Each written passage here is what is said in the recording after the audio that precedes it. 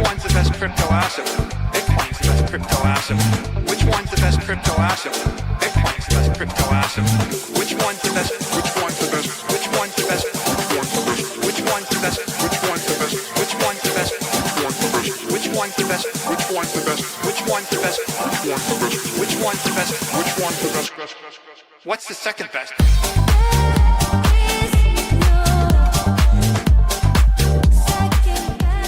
There is no second best. Welcome in to Discover Crypto. The State of the Union address is about to start up here in just a few minutes. The market is acting very, very interesting. Let's check this out. I'm actually just getting out of a trade, but I left a little bit on the table here.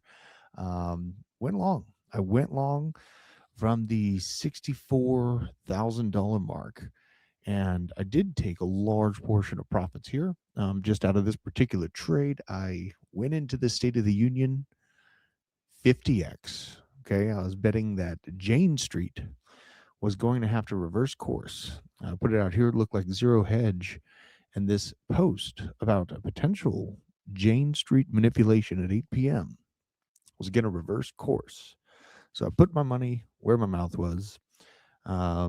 Gathered most of the position out of harm's way at 130% gains. I left a little bit of a moon bag on there just in case it felt good. I think we're sitting, this is the closed position at 130%.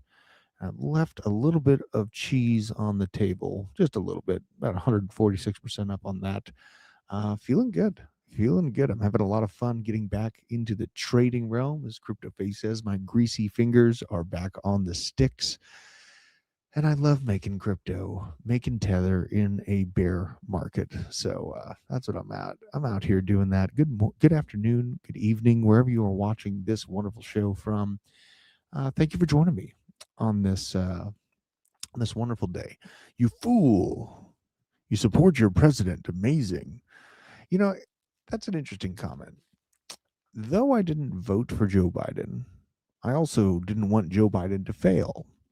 I am not short-sighted enough to wish the president of my country to fail, regardless of who they are. We are waiting for Donald Trump to come up.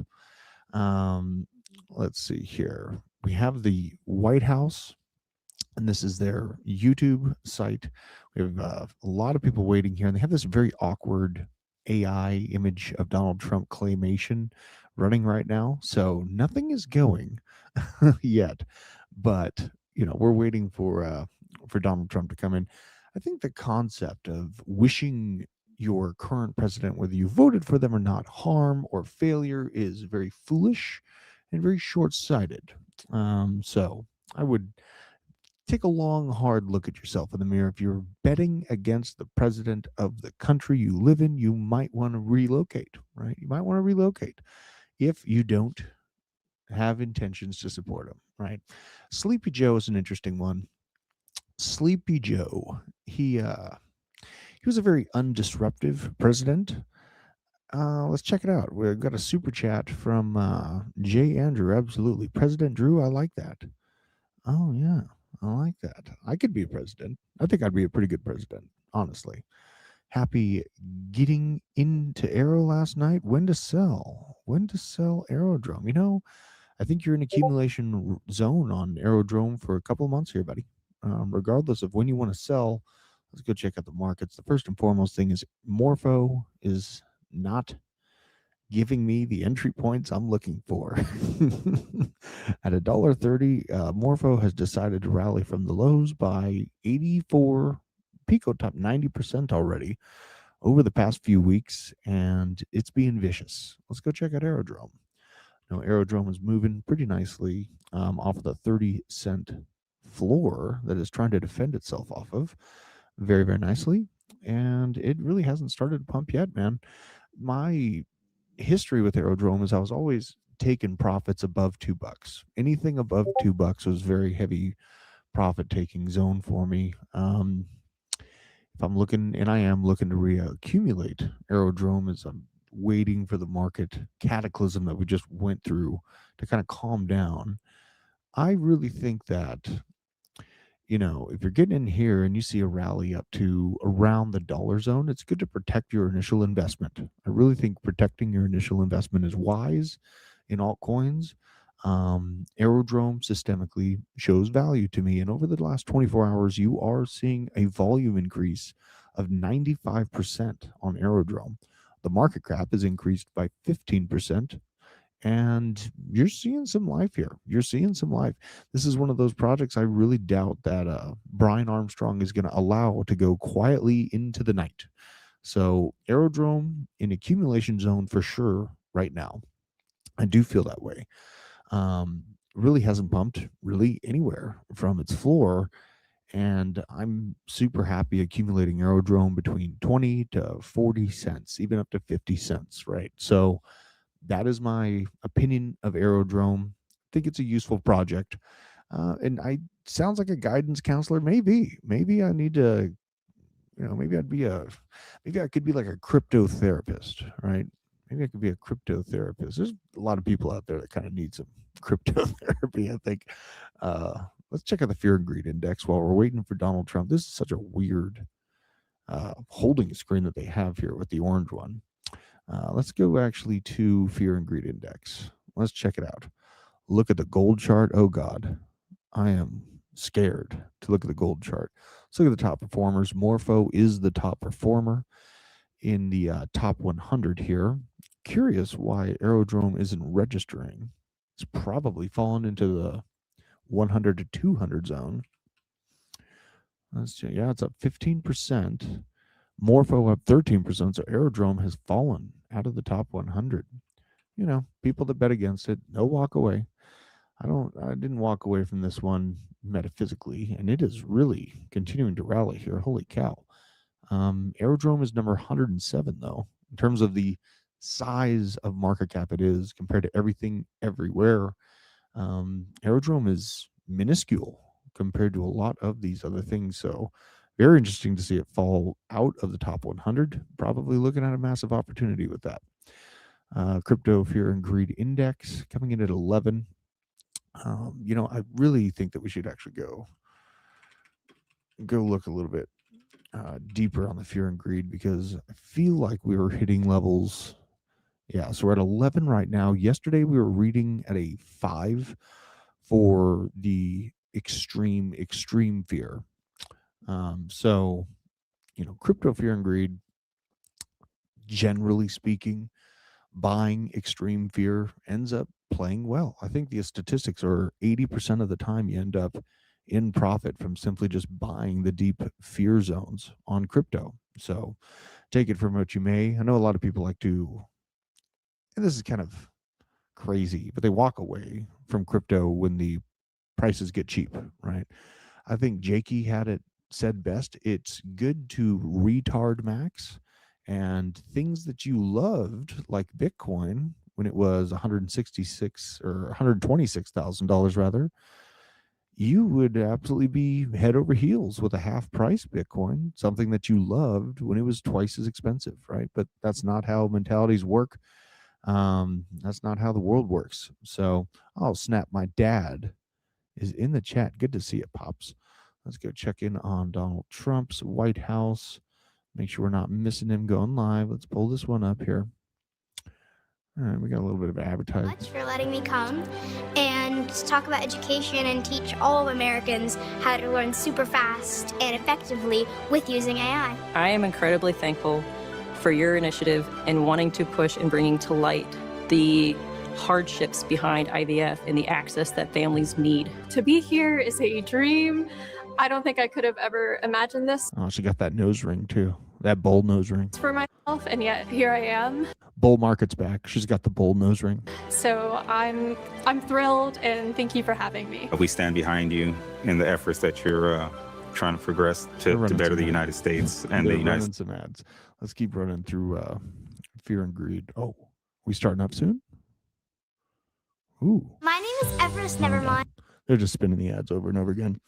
Yeah. So generally speaking, buying extreme fear ends up playing well a vast majority of the time. There's a lot of people that are walking away from this market forever. And my sentiment on it, I had a buddy hit me up and he's actually asking me about Bitcoin. He's thinking about buying Bitcoin finally. And this is really how I feel. You ask a Bitcoin bull why you should buy. They don't even give you a reason anymore. They just look at you like this, right? This is the vibe. At a point, you just at a point you just really you walk away from trying to convince people because you get crypto at the price you deserve, right? You get crypto at the price you deserve. I feel that 100% in my bones. Looking at this trade as well, I did know that we were running into turbulence before we got here because this is the previous peak that we had popped our head off of. And now what I'm hoping to see for general healthy structure here is something like this, where we take a little bit of a breather, right? Don't want to get ourselves too overextended, don't want to get too excited too early, just like that's what she said. And come back down, test the 64.8 as support, maybe even down to 64.5, right? Just this general spot and be able to bounce on up from there. That's what I'm hoping to look like. The markets in general. Let's check it out here. Let's go to the 15-minute. Yeah, we got a lot of work to do to dig ourselves out. This green box is generally where I'm very happy. I'm a very happy boy buying spot Bitcoin in this green box. So I've left it there for quite some time. I've actually had this green box as a hopeful target well before we've fallen down to this level. And Lord love a duck, we are there. So I'm enjoying the low entry points on Bitcoin spot in this position. Many people are looking for that extreme washout, right? People are looking for the extreme washout down to like 30K, maybe even like 29, I've heard. My opinion is that if we do see some sort of flash crash crescendo to the downside, I have a particular level that I actually feel is going to be much stronger of kind of the Helm's Deep of price action, where price will simply just be defended like a savage, and that is at $54,000 right here. I'll make that a lot bigger. So I think just from my experience in multiple cycles, that the lower end of the market's previous high, the lower end of the all-time high that we hit in March of 2024, this entire channel here, this is where the vast majority of those ETFs changed hands, pumping or cascading rather down to that $54,000 mark is not out of the questions for me yet. It is not. But I am prepared to buy that dip if it indeed does. I am not giving up on Bitcoin. I don't think that, and this is the thing. I came across a great post that I think really explains the sentiment here. Oh yeah, and I put eastbound and down, Kenny Powers, right as I pressed buy on that long, I put this out there. But payment stocks are dumping because AI agents will only use crypto. PayPal was able to pump a little bit because there's a Stripe integration that PayPal is looking to do. But crypto is dumping because quantum computers, everyone thinks that they're going to steal it, among many other different reasons. And quantum stocks are dumping because analysts realize it's still decades away. Sometimes when you're looking forward into the future, you're way ahead of time. And I understand it's aggravating. I can get it. I understand a lot of people, they see the future happening in front of them, but it's just not happening yet. This is the situation at hand. Drew, you need to start topping up on some things. Yeah, maybe. Let's pull up the White House here. Check out the White House. We still got this weird claymation AI. What are they doing with this? I don't understand. I don't get it. Oh, here we go. Begin shortly. We're going to begin shortly. JD Vance. Over and under, do you guys think Trump's going to bring up the cartel? Do you think he's going to talk about it? Let's check it out here. So we got Trump getting close. Forbes is live. Yeah, we got the White House. They are live. This is current. We're just waiting for the actual feed to come from the White House direct. Someone says yeah. Demon says yeah. Derek says no. What do you guys think? Is he going to have the cojones to talk about the cartel? on his State of the Union address. That has a lot to do with the State of the Union. That's just south of the border here in America, right? There's a lot to talk about. Yes, cartel, Supreme Courts, tariffs, maybe the best. Trump finally, don't bank on these tariff checks ever hitting your hands. Biddy ain't got no legs, huh? Yeah, I mean, the short squeeze crank is what I was snooping around for, and I found a little bit of it. I found a little bit of the short squeeze here, just about maybe an hour or two ago. It's just a 3% move on Bitcoin, but I made the best out of it with 49x, and kind of assumed we'd hit our head on this old ceiling, which is indeed what's happened. So we'll see if that continues to play out. This is an awkward. They need to get rid of this ad. This is very awkward to do that ad. Let's check out where the liquidation levels are real quick before we get into this, and I'll have the charts next to Trump as he speaks here, just to see the live reaction to the markets. Let's see here. So we got 66,700 up top, and below us 65,300. What I'm actually hoping is just a nice little bump and run.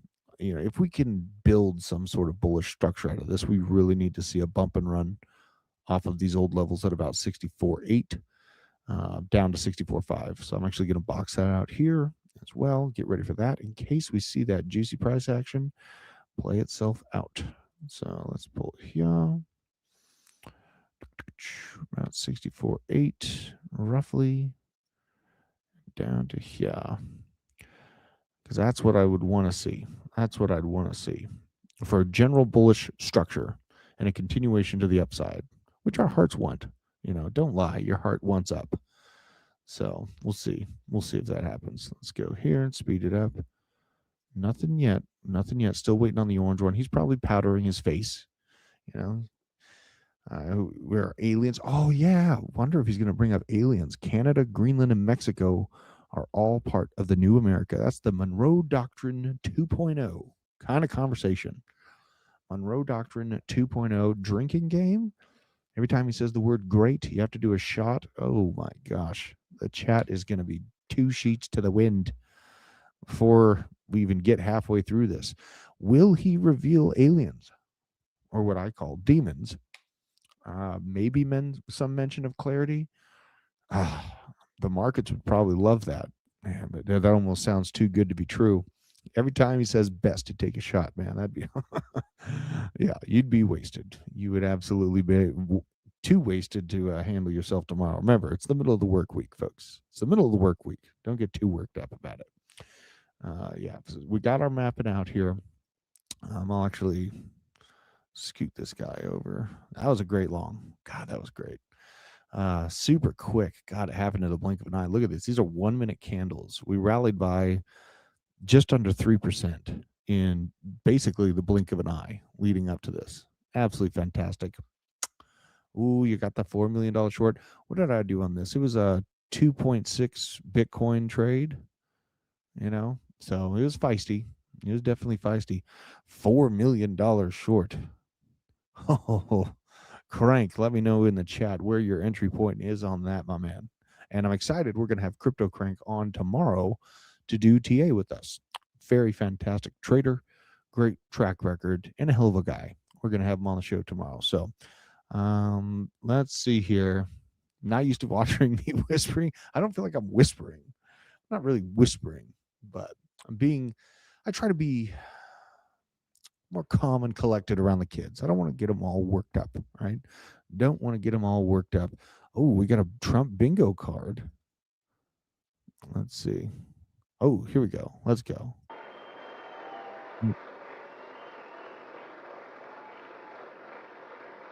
Let's see how the sound comes out of this thing. Hopefully it's loud. I wonder if this sounds better.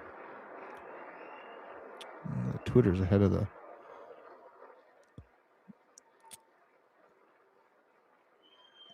Let's see here. Let me know in the chat how the sound's coming over to you. Thanks, Tube Trader. Appreciate you, man. Let's see what we got here.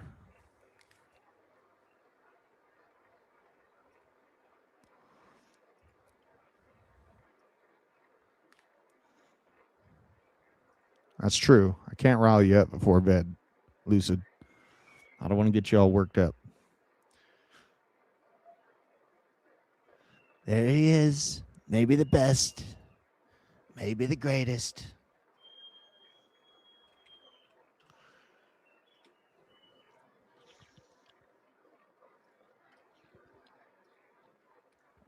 I'm kind of excited about this. I'm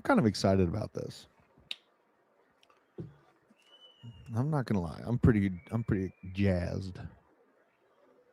Let's see what he's got to say. He's one of the best entertainers out there. I enjoyed the Biden State of the Unions too. These things matter. Our country matters. The presidents matter. And shout out to Joe. You know, I'm coming around to Gavin. No, I'm just kidding. I've seen those posts. Gavin Newsom has gone completely unhinged. All right, so the markets are liking him so far. Firm handshake. Firm handshake. He's doing the job. Let's see here. Yeah, I got 4 kids. Let's see here. I'm going to turn my microphone down just a touch.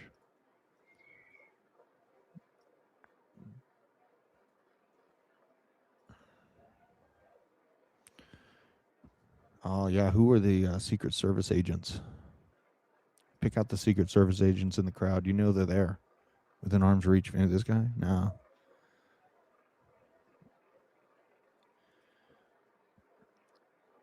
Let's see here. Oh my God, this is great. We got a Trump bingo card to go along with tonight. The fat shot. Half the crowd chants USA. All right, so this is the bingo card from the White House as well. We got that. Let's swap sides.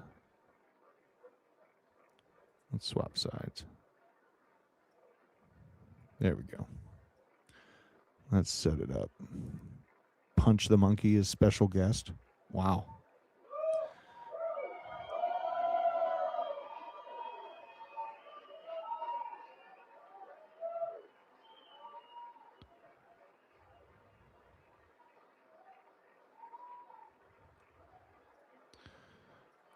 Let's check and see if the YouTube is louder.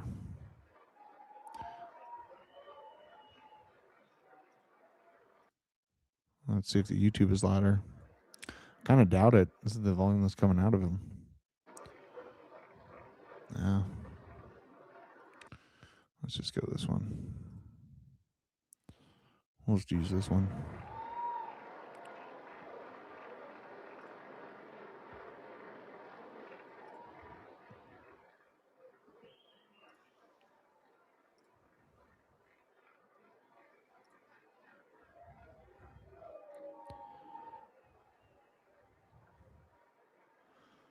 Okay, cool. Sound is good. Crypto Crank said, so no one else's opinion matters. There we go.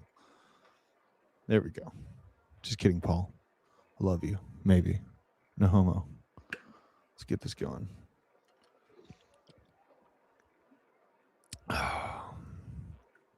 God, do I short this? Crank, did you put the short up here at 66?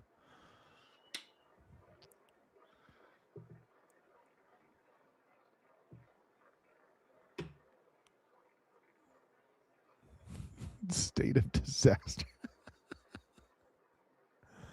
Hey, Giga Chad, though, I see that's a gym behind you. Good man. Members of Congress, I have the high privilege and distinct honor of presenting to you the President of the United States.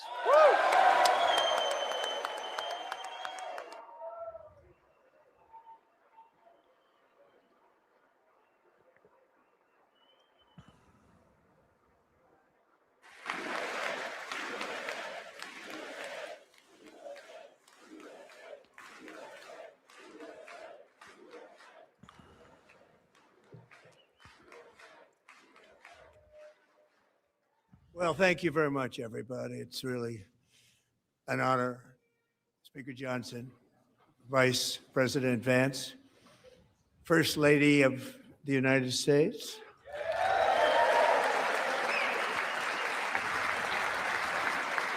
We got one bingo mark so far. Crowd chanted USA. There's Melania. Where's our money from that meme coin? Barron, the giant. How tall is Barron? Second Lady of the United States.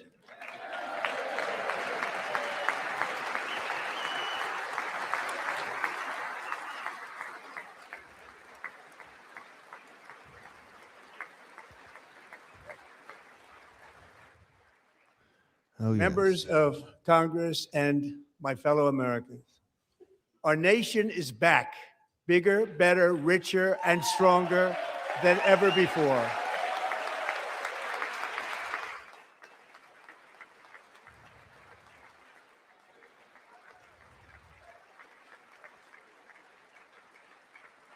He's not 6'7". Less You're than going to get 5 banned. months from now, our country will celebrate an epic milestone in American history, the 250th anniversary of our glorious American independence.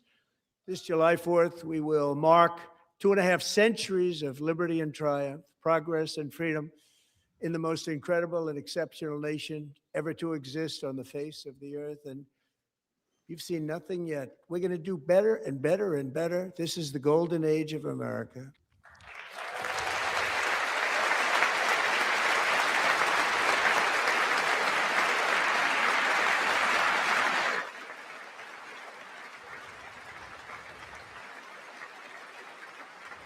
When I last spoke in this chamber 12 months ago, I had just inherited a nation in crisis with a stagnant economy, inflation at record levels, a wide open border, horrendous recruitment for military and police, rampant crime at home, and wars and chaos all over the world. But tonight, after just 1 year, I can say with dignity and pride that we have achieved a transformation like no one has ever seen before, and a turnaround for the ages. It is indeed a turnaround for the ages.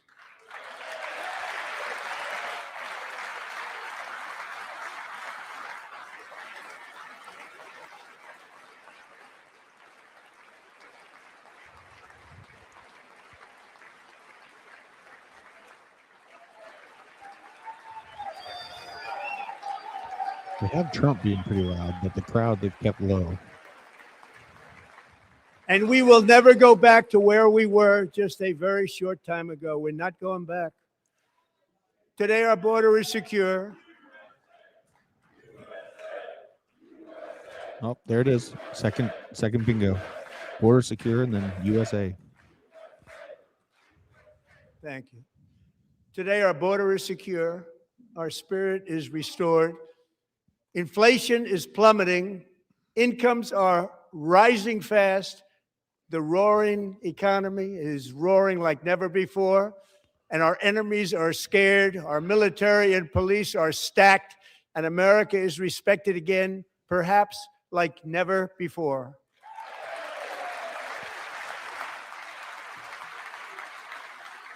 The other half of the crowd is just like, wow. Some military brass here. After 4 years in which millions and millions of illegal aliens poured across our borders, totally unvetted and unchecked, we now have the strongest and most secure border in American history by far.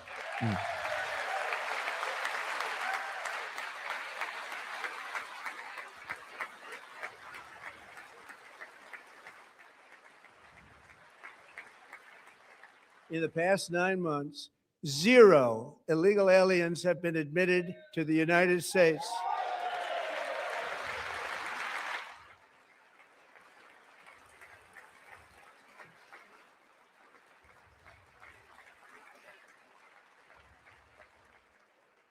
But we will always allow people to come in legally, people that will love our country and will work hard to maintain our country.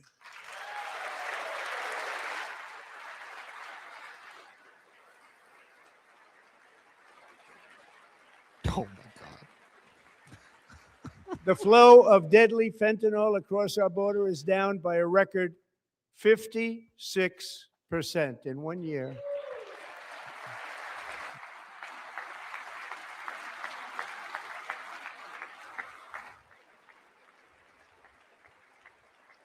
And last year, the murder rate saw its single largest decline in recorded history. This is the biggest decline, think of it, in recorded history, the lowest number in over 125 years, year 1900. In fact, substantially before my wonderful father, I had a wonderful father, Fred, before he was born, substantially before he was born.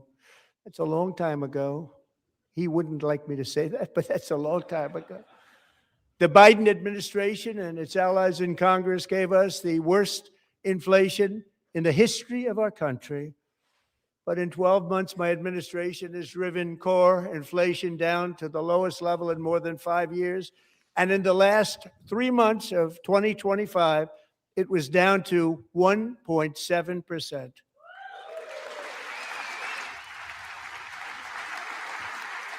Let's see how Bitcoin starts reacting to this inflation talk.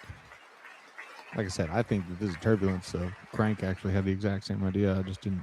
I don't have the Gasoline, which reached a peak of over $6 a gallon in some states under my predecessor, it was quite honestly a disaster, is now below $2.30 a gallon in most states, and in some places, $1.99 a gallon. And when I visited the great state of Iowa just a few weeks ago, I even saw $1.85 a gallon for gasoline.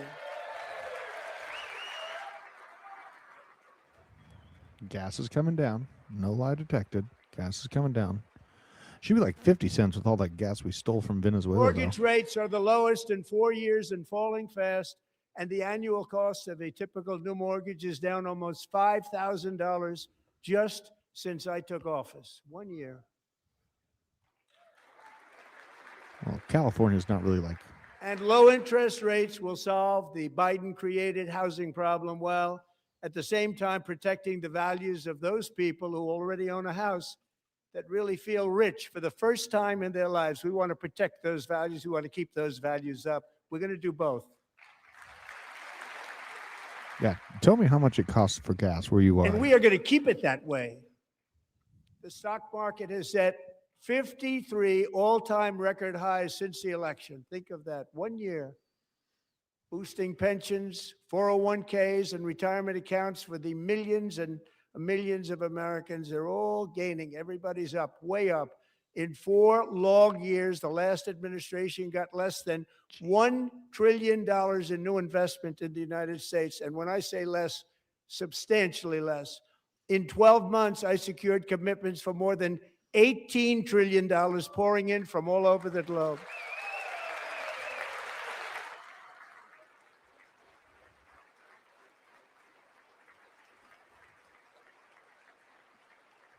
Yeah, where are you? Think of paying? it, much less than $1 trillion for 4 years versus much more than $18 trillion for 1 year. What a difference a president makes. A short time ago, we were a dead country. Now we are the hottest country anywhere in the world, the hottest. The hottest. The hottest. That's good. That's going to be a meme. Ted Cruz. Distinct head of his. As thousands of new businesses are forming and factories, plants, and laboratories are being built, we have added 70,000 new construction jobs in just a very short period of time. It's getting bigger and bigger and stronger. Nobody can believe what they're watching. American oil production is up by more than 600,000 barrels a day, and we just received from our new friend and partner, Venezuela, more than 80 million barrels of oil.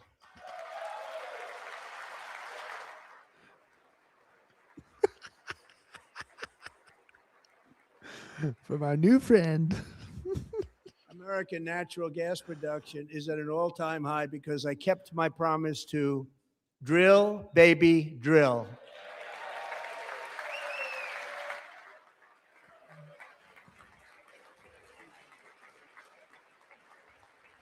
So we got another bingo. That's got to count for economies so hot. More So Americans are working today than at any time in the history of our country. Think about that. Any time in the history of our country, more working today. And 100% of all jobs created under my administration have been in the private sector.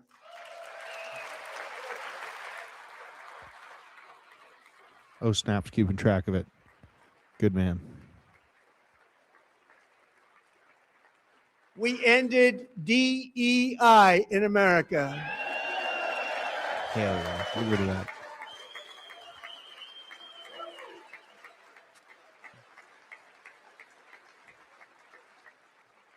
We cut a record number of job-killing regulations, and in 1 year, we have lifted 2.4 million Americans, a record, off of food stamps.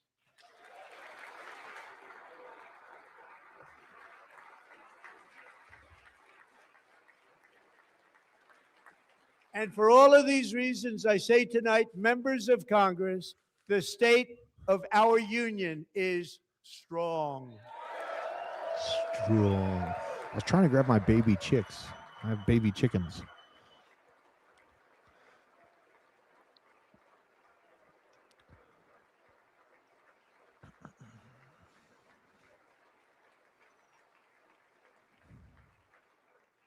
Our country is winning again. In fact, we're winning so much that we really don't know what to do about it. People are asking me, please, please, please, Mr. President, we're winning too much. We can't take it anymore. We're not used to winning in our country. Until you came along, we're just always losing, but now we're winning too much. I can't do And it. I say, no, no, no. You're going to win again. You're going to win big. You're going to win bigger than ever. And to prove that point, here with us tonight is a group of winners who just made the entire nation proud. Here we go. The men's gold medal Olympic hockey team. Come on in. Good job, boys. My teeth are fake from hockey, by the way. Knocked out twice.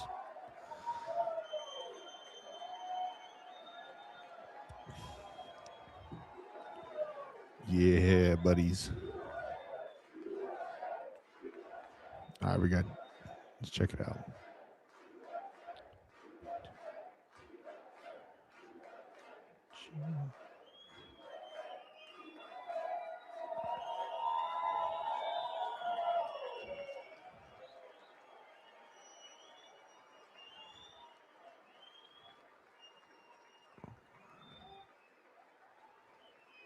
Okay.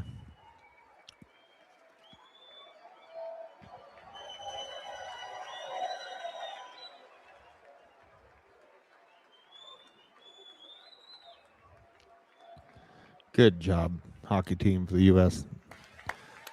Canadians are damn good at hockey. That's not an easy game. Go ahead. Hockey is a man's sport. Not like basketball. Ooh, you ran into me. Ooh.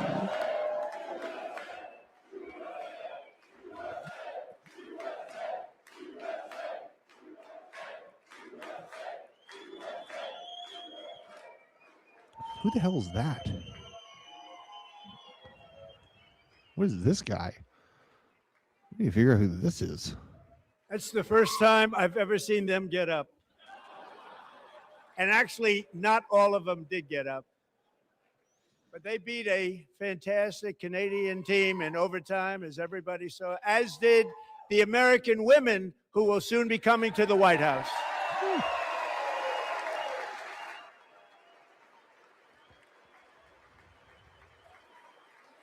It's Trump's handler.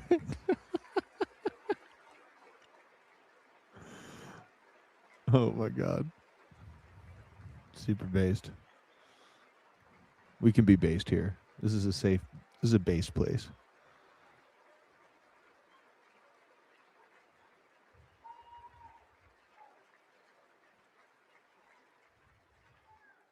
They were in the Oval Office before, and I just want to say a second very big congratulations to Team USA. But I have to say that, and I told them this, and we took a vote of the team. I said, anybody votes no, I'm not doing it. So they stood there, and they weren't about to say no, because I've never seen a goaltender play as well as goalie Connor Hellebuck. Maybe O2. Let's see. Yeah, he's getting close to mogging him. Getting close to frame mogging the Dems. Not yet, though. He's got the same haircut as me.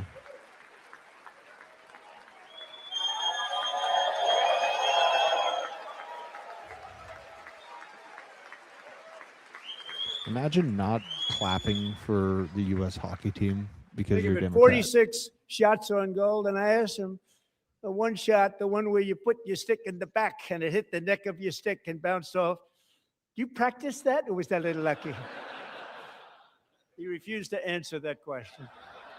Very weird word. But I just want to tell you that the members of this great hockey squad will be very happy to hear, based on their vote and my vote, and in this case, my vote was more important, that I will soon be presenting Connor with our highest civilian honor, which we will be given and which has been given to many athletes over the years. But when I say many, not too many, like 12, it's called the highest civilian honor in our country, the Presidential Medal of Freedom.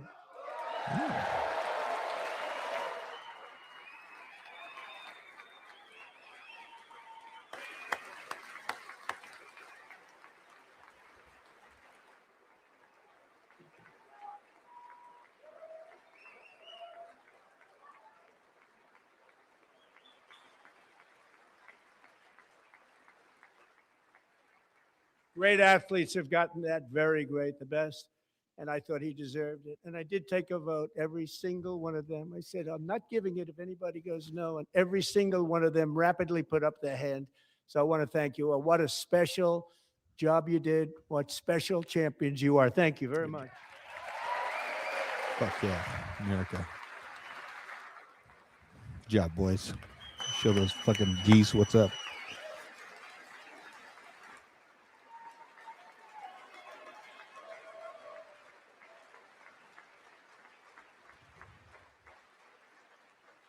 I'm also pleased to say that the next time the Olympic torch is lit, it will be here in America for the 2028 Olympics, and it's the summer version right in Los Angeles. We're going to do a good job in Los Angeles. That place is, they're going to have to clean Los Angeles up for that. They have to do a lot of work. Okay, yeah, definitely pump our bags now. Let's talk about Bitcoin. And Los Angeles is going to be safe, just like Washington, D.C. is now one of the safest cities in the country.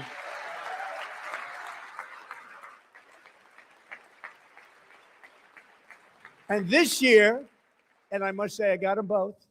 I got them in my first term, and I was disappointed because I didn't think I'd be the president when this happened. But strange things took place.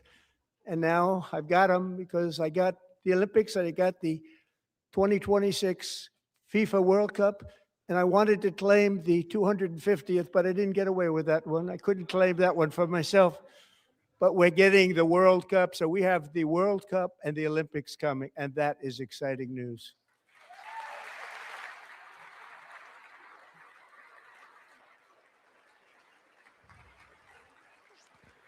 So this will be a year to celebrate our country and the heroes who have kept it free. Men like Buddy Taggart. At age 17, Buddy volunteered to defend America in World War II, serving in the Pacific under the great General Douglas MacArthur. He fought bravely in the famous Battle of Manila, worked so hard. He was badly wounded and almost killed by enemy machine guns in Luzon. And 81 years ago this month, he liberated the largest internment camp in the Philippines, one of the largest anywhere in the world. But he earned many honors, including a Purple Heart and a Bronze Star, came home, started a family, and tonight he is in the gallery looking forward to July 4th, 2026, his 100th birthday. Damn, what a savage. My great-great-grandpa, I knew him when he was like 112. This guy's awesome. Look at that guy.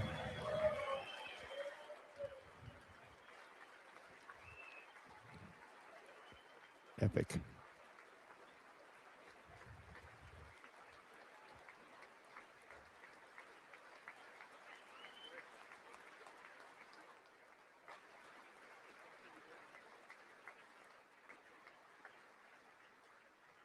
So, buddy, you're a brave man, and we salute you. Even in times of challenge, setback, and immense heartache, the spirit of 1776 has always shone through very brightly. It was July 4th of last year when floodwaters tore through a girls' summer camp in Central Texas. One of the worst things I've ever seen. I was there, rising 26 feet in the matter of minutes, tragically claiming many, many lives. You all remember that one? As the waters threatened to sweep her away, 11-year-old Millie Kate McClelland closed her eyes and prayed to God. She thought she was going to die. Those prayers were answered when Coast Guard rescue swimmer Scott Ruskin descended from a helicopter above. Nobody knew where he came from. It was Scott's first ever rescue mission, a young guy, but very brave, very, very top, always top in his class. And he lifted not just Millie Kate, but 164 others to safety. Wow. Wow. Thanks for revising that. So this is the bingo. This is where we're at with bingo. If you're watching, paying attention to this.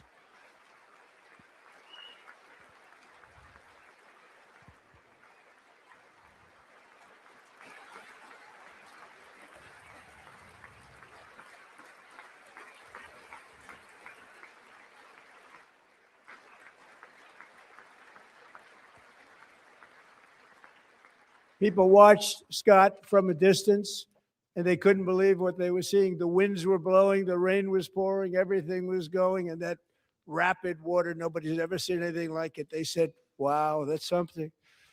Tonight, Scott and Millie Kate are here together, reunited for the very first time. Thank you, Scott, I'll Millie check Kate. out Silver. I'll check it out. If it's not mooning, you're banned. Swear to God. I promise on my Lord. Holy cow. Okay, that's pretty cool.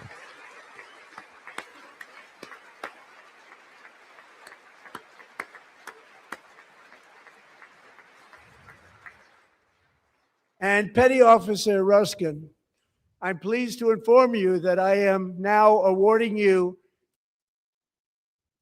Oh, don't you do this. the No. Legion of Merit for extraordinary heroism, which is what it was, extraordinary heroism. Thank you.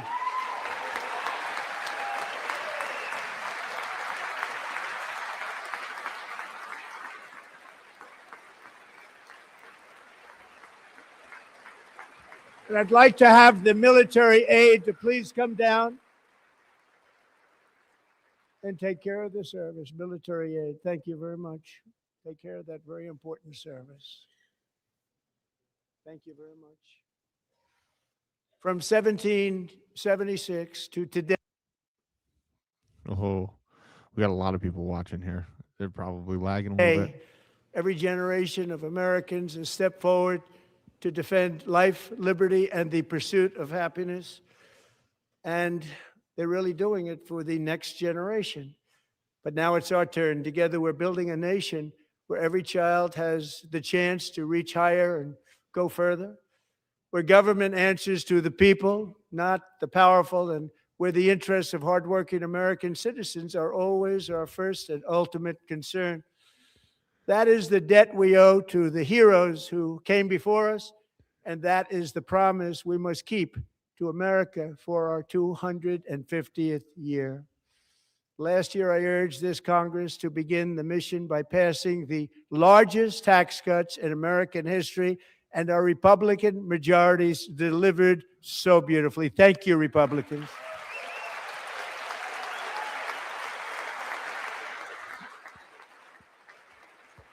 Do I gotta make it subs only? The chat misbehaving?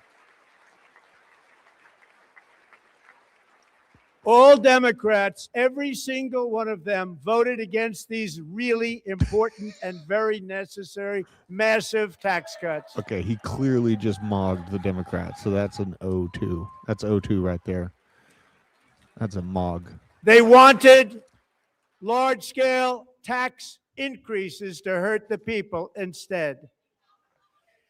But we held strong, and with the great, big, beautiful bill, we gave you no tax on tips, no tax on overtime, and no tax on Social Security for our great seniors.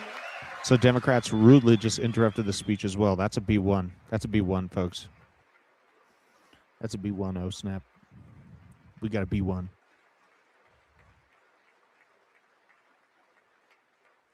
And we also made interest on auto loans tax deductible the first time, but only if the car is made in America.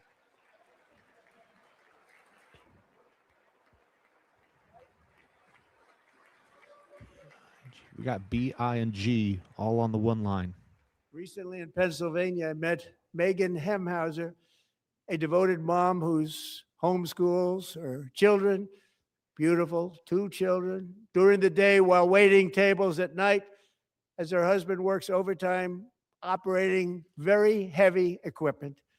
Megan is here this evening and she's happy to tell you that she is so much richer because with no tax on tips, no tax on overtime, and our expanded child tax credit done again by Republicans, Megan and her husband will take home more than $5,000 extra just for the year, cutting her tax bill in more than half.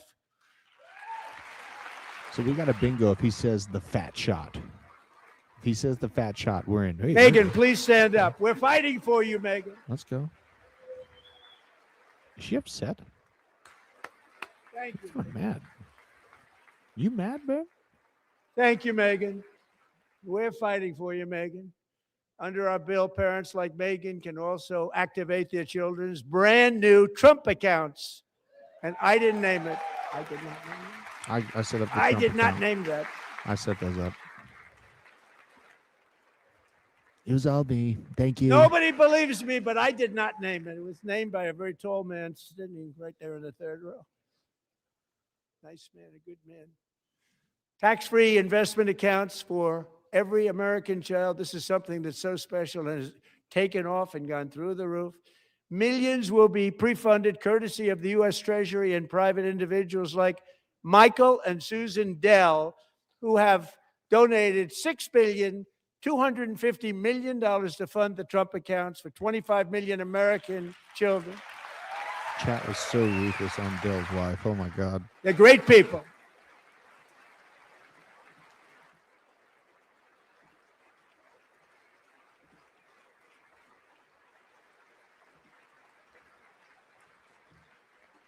I'm curious where the You know, I Sequoias asked are Michael made. Dell, how do you make all that money? He said, well, I just sat on my dorm in school and I made computers and I'd sell them to people.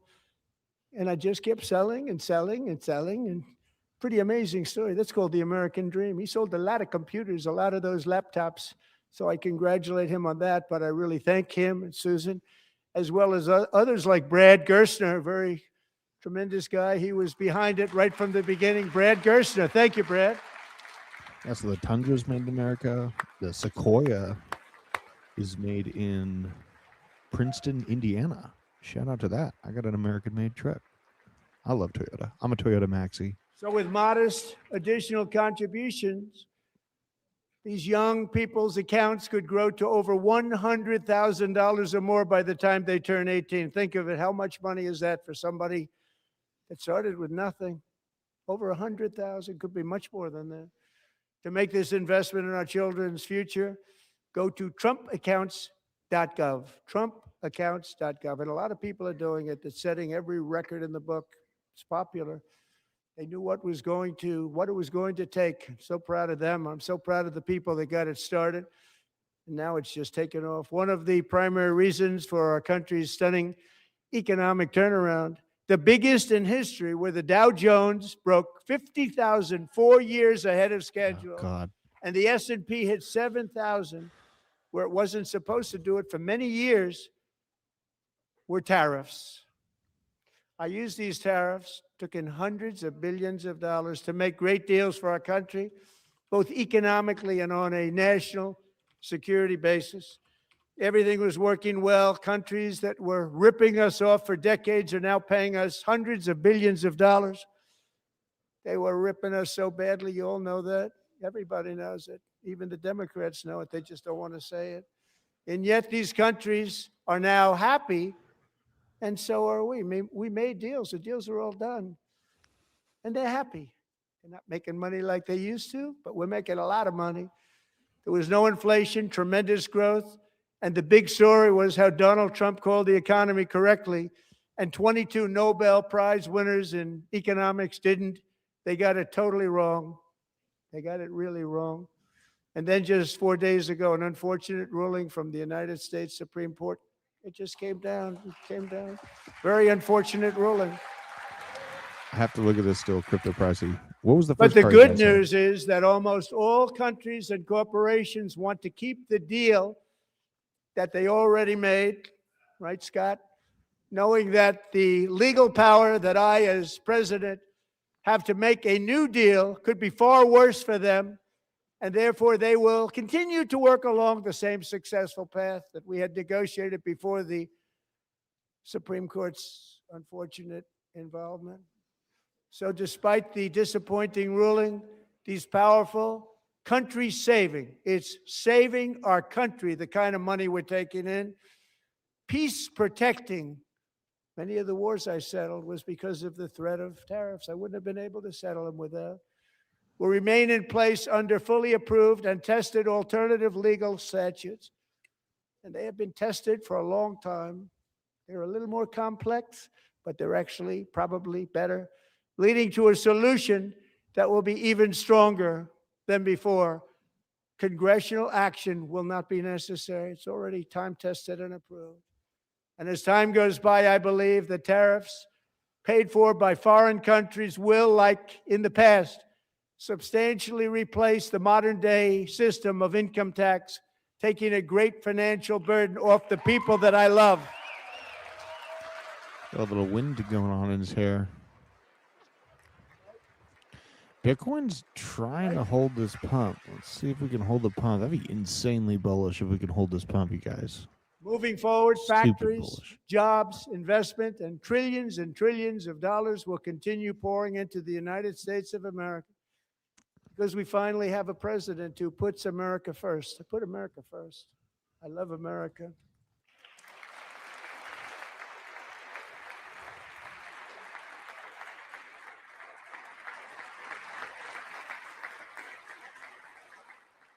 For decades before I came along, we had the exact opposite. From trade to healthcare, from energy to immigration, everything was stolen and rigged in order to drain the wealth out of the productive, hardworking people who make our country great, who make our country run. Under Biden and his corrupt partners in Congress and beyond, it reached a breaking point with the Green New scam, open borders for everyone. They poured in by the millions and millions from prisons, from mental institutions. They were murderers, 11,888 murders. They came into our country. You allowed that to happen. And record-setting inflation that cost the typical family $34,000 in just a speck of time. Now the same people in this chamber who voted for those disasters suddenly use the word affordability, a word. They just used it. Somebody gave it to them, knowing full well that they caused and created the increased prices that all of our citizens had to endure. You caused that problem. You caused that problem.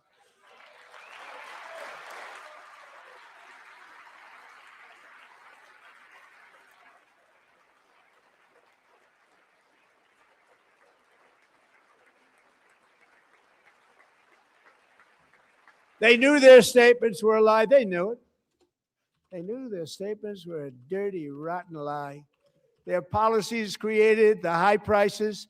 Our policies are rapidly ending them. We are doing really well. Those prices are plummeting downward.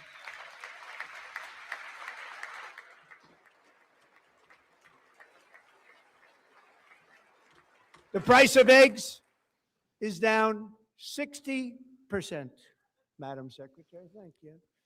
The cost of chicken, butter, fruit, hotels, automobiles, rent is lower today than when I took office by a lot. And even beef, which was very high, is starting to come down significantly. Just hold on a little while. We're getting it down. And soon you will see numbers that few people would think were possible to achieve just a short time ago.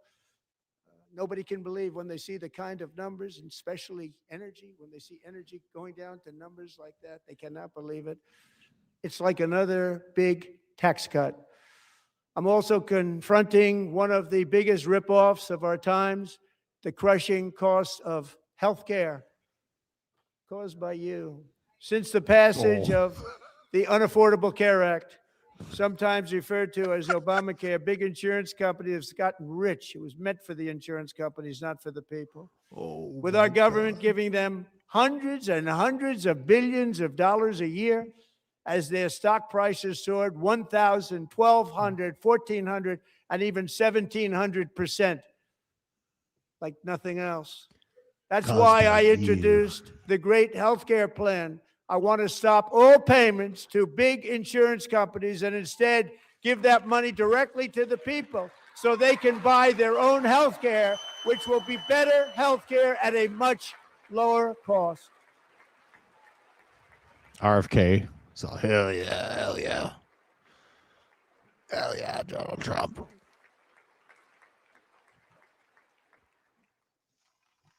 In addition, my plan requires maximum price transparency. That's a big deal. Sounds so simple, so big. Healthcare is such a scam right now. It needs a complete overhaul. And I did that in my first term, and the Democrats immediately terminated it with full knowledge that they were doing a very bad thing for the people. Costs were going to go way up, and that's what happened. And now I'm bringing them way down on healthcare and everything else. I'm also ending the wildly inflated cost of prescription drugs like has never happened before. Ooh, fat shot coming up. Come on, fat shot. Talk about the fat shot. Other presidents tried to do it, but they never could. They tried. Most didn't try, actually. But they tried. They said they tried. They couldn't do it. They didn't even come close. They were all talk and no action, but I got it done. Under my just enacted most favored nation agreements, Americans who have for decades paid by far the highest prices of any nation anywhere in the world for prescription drugs will now pay the lowest price anywhere in the world for drugs. Anywhere, the lowest price. Better start producing them.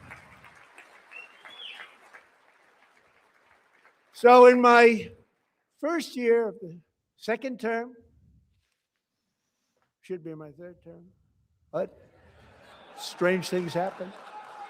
I took prescription drugs, a very big part of healthcare, from the highest price in the entire world to the lowest. That's a big achievement. The result is price differences of 300, 400, 500, 600% and more, all available right now at a new website called TrumpRx.gov. And I didn't name that one either, by the way.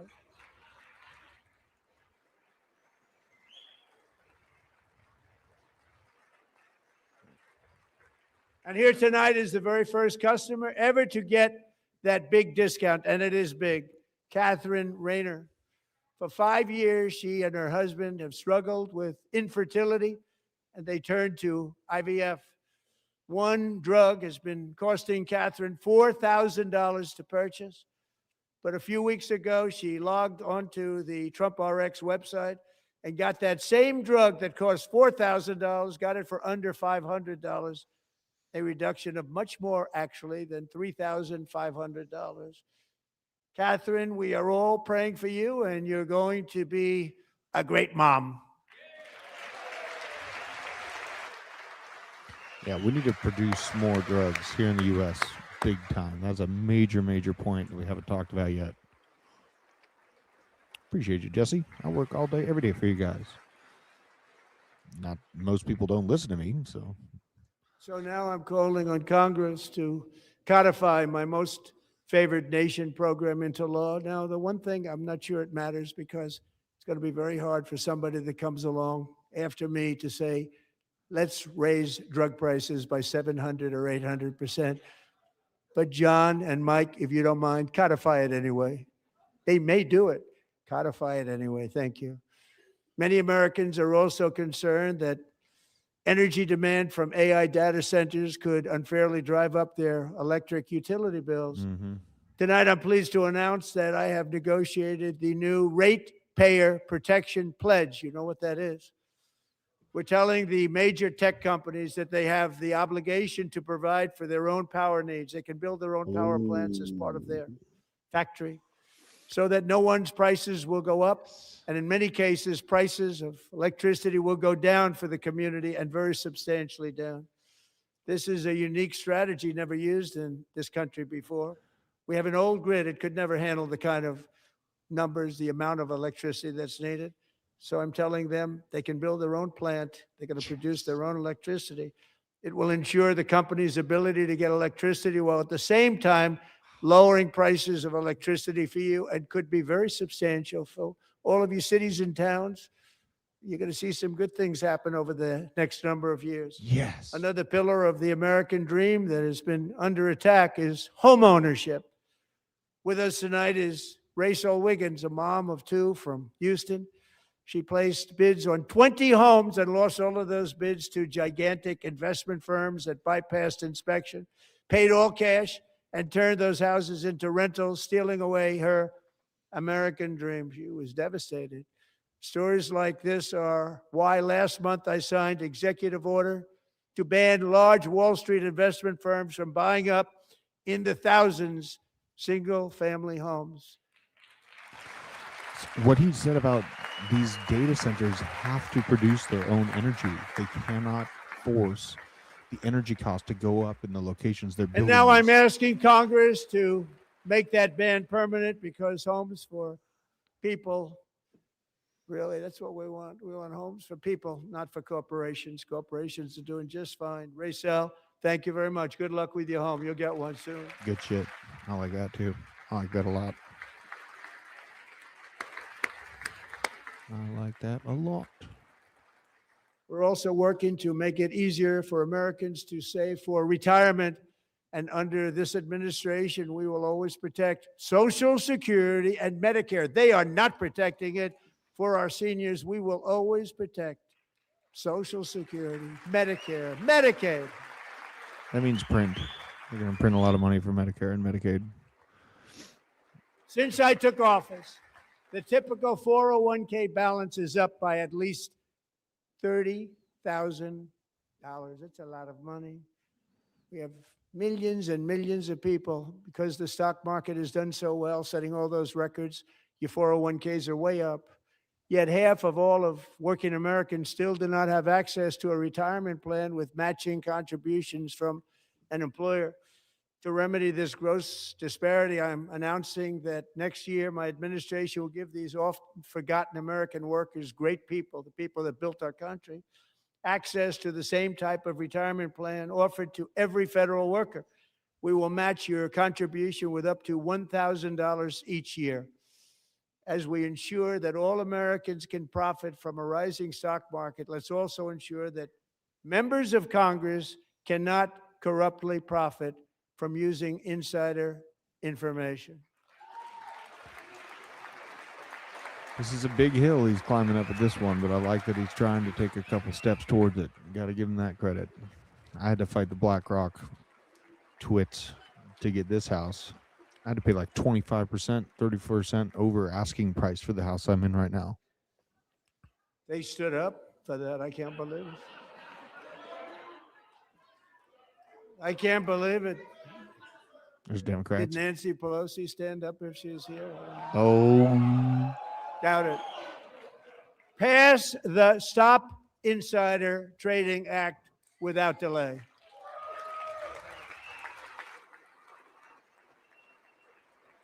oh my gosh. He just called out Nancy Pelosi on her insider trading. Yes. I wasn't sure if anybody even on this side was going to applaud for that. I'm very impressed. Thank you. I'm very impressed. But when it comes to the corruption that is plundering, it's plundering America. there's been no more stunning example than Minnesota, where members of the Somali community have pillaged an estimated $19 billion from the American taxpayer. Oh, we have all the information. And in actuality, the number is much higher than that. And California, Massachusetts, Maine, and many other states are even worse. This is the kind of corruption that shreds the fabric of a nation, and we are working on it like you wouldn't believe. So tonight, although started 4 months ago, I am officially announcing the war on fraud to be led by our great Vice President, J.D. Vance.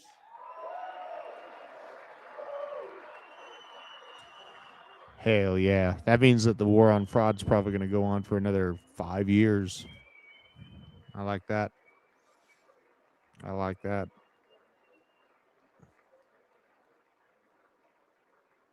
He'll get it done. Find enough of that fraud, we will actually have a balanced budget overnight. It'll go very quickly. That's the kind of money you're talking about. We'll balance our budget. The Somali pirates who ransacked Minnesota remind us that there are large parts of the world. Oh, they turned his mic off. Lawlessness are the norm, not the exception. Importing these cultures through unrestricted immigration and open borders brings those problems right here to the USA. And it is the American people who pay the price in higher medical bills, car insurance rates, rent, taxes, and perhaps most importantly, crime.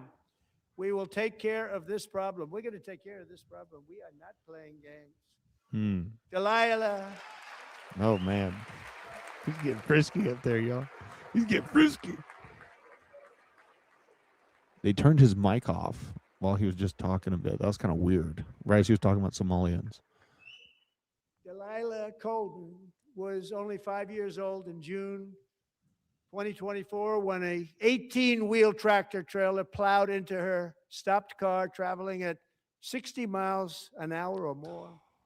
The driver was an illegal alien let in by Joe Biden and given a commercial driver's license by open borders politicians in California.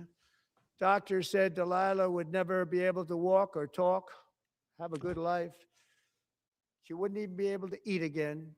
But against all odds, she is now in the first grade learning to walk.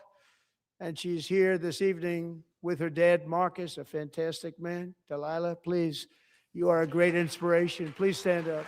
Jeez. That should never have happened, you guys. Like, this country needs to do so much work at the border and inside the country. That girl should have never been hit by this immigrant, this illegal immigrant. It's so wrong.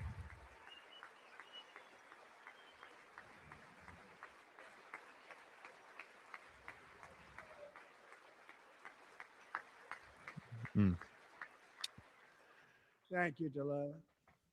Many, if not most, illegal aliens do not speak English and cannot read even the most basic road signs as to direction, speed, danger, or location. That's why tonight I'm calling on Congress to pass what we will call the Delilah Law, barring any state from granting commercial driver's licenses to illegal aliens. Based. Oh,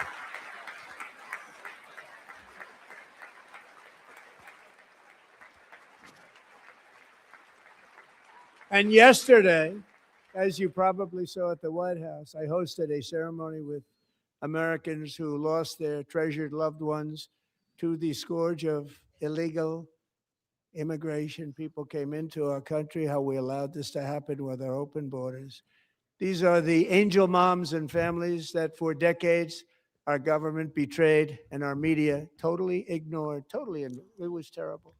Hard to believe, actually.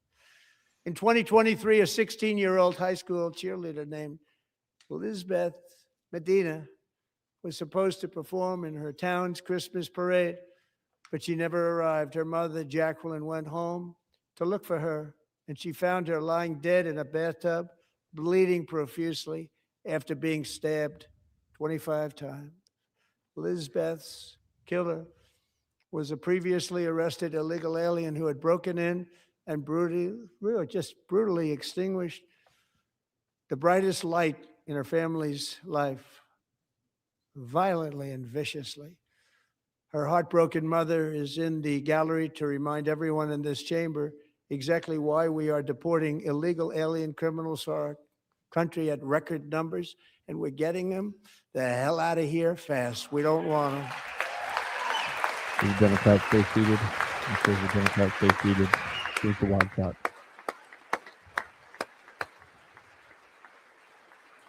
Sorry about your mama. Should never happen.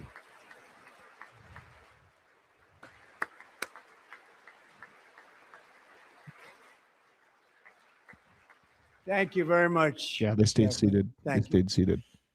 We can never forget Yeah, that B5. many in this room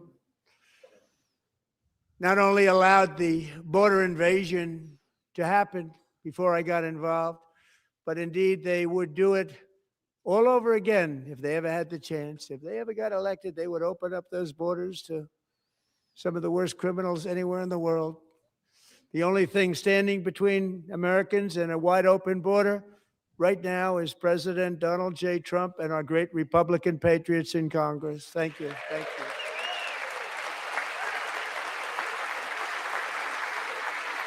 For me, I thought that was Hillary Clinton. I thought that was Hillary. Like, there's no way she's standing. As we speak, Democrats in this chamber have cut off all funding for the Department of Homeland Security. It's all cut off. It's all cut off. They have instituted another Democrat shutdown, the first one costing us 2 points on GDP. 2 points we lost on GDP, which probably made them quite happy, actually. Now they have closed the agency responsible for protecting Americans from terrorists and murderers. Tonight, I'm demanding the full and immediate restoration of all funding for the border security, homeland security of the United States, and also for helping people clean up their snow. We have no money because of the Democrats, and it would be nice. We'd love to give you a hand at cleaning it up, but you gave no money. Nobody's getting paid. It's a shame. So you have to think about it. We have, in case you didn't know, pretty large snowstorm out there. One of the great things about the State of the Union is how it gives Americans the chance to see clearly what their representatives really believe. So tonight, I'm inviting every legislator to join with my administration in reaffirming a fundamental principle. If you agree with this statement, then stand up and show your support. The first duty of the American government is to protect American citizens, not illegal aliens. Please stand. I gotta give it to that fellow. Nope. Democrat. Sit. What are you doing? Shit. About natural born Americans, they do not care about America. It's very clear. So I can never vote Democrat. They don't care about the country that they're supposed to represent. They just don't care. Insane.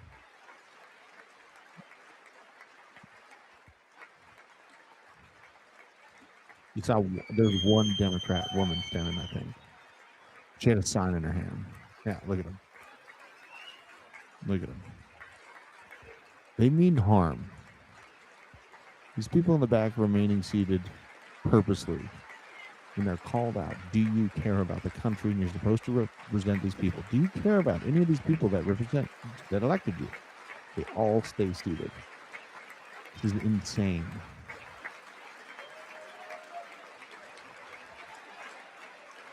There's gonna be a fight. There's gonna be a fifth fight.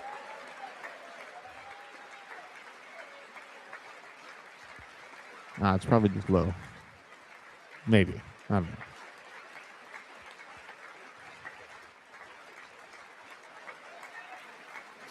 Military's under orders, probably not to stand, not to be biased.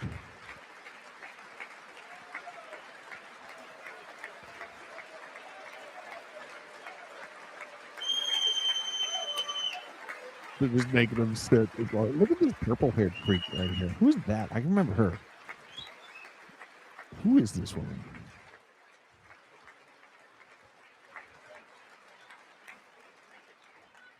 Isn't that a shame? You should be ashamed of yourself not standing up. You should be ashamed of yourself. That is why I'm also asking you to end deadly sanctuary cities that protect the criminals and enact serious penalties for public officials who block the removal of criminal aliens.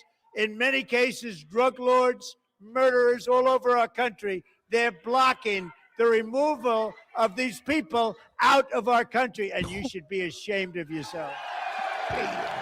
It's getting spicy. It's getting spicy. What a big hands, Dan. Watching on X. If you're watching on X, share it out. Give me a retweet, baby. Give me a retweet. This purple haired, this is like, I've seen this scary movie with this creature, purple hair. It looks exactly like that.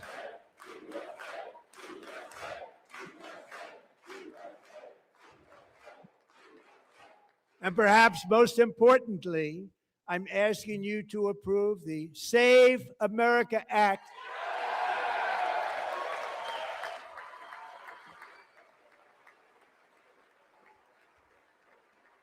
To stop illegal aliens and others who are unpermitted persons from voting in our sacred American elections. The cheating is rampant in our elections. It's rampant. It's very simple. All voters must show voter ID.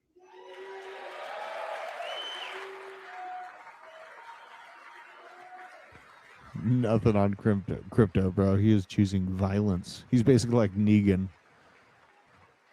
He's being Negan right now. All voters must show proof of citizenship in order to vote.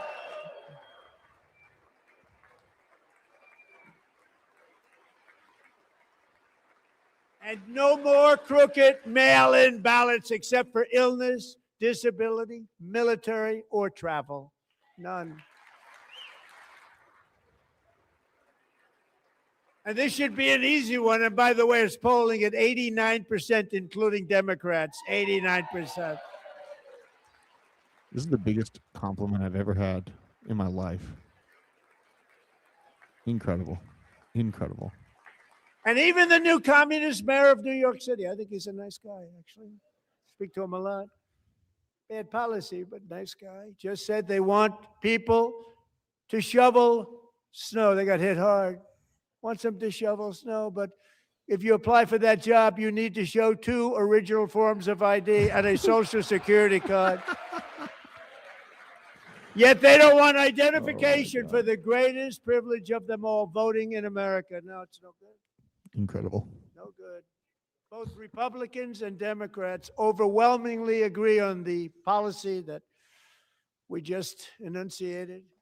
And Congress should unite and enact this common sense, country-saving legislation right now, and it should be before anything else happens.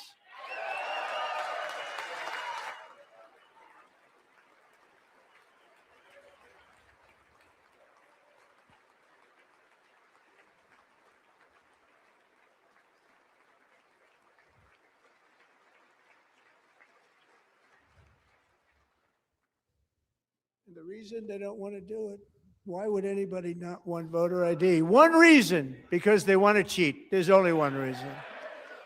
They make up all excuses. They say it's racist. They come up with things you almost say, what imagination they have. They want to cheat. They have cheated, and their policy is so bad that the only way they can get elected is to cheat. And we're going to stop it. We have to stop it, John.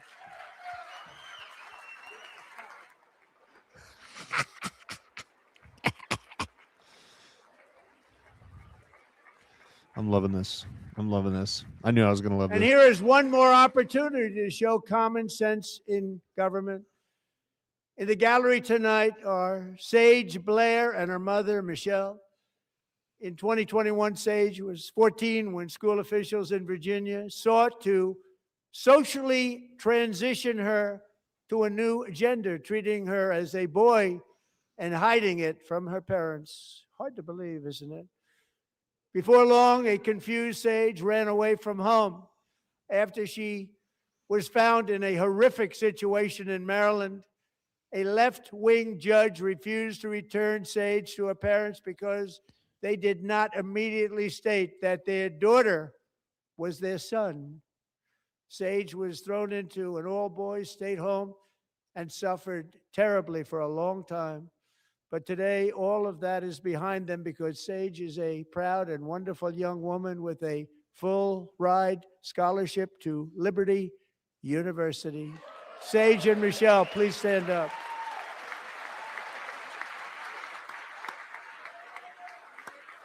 What is that with her fingers? What's she doing?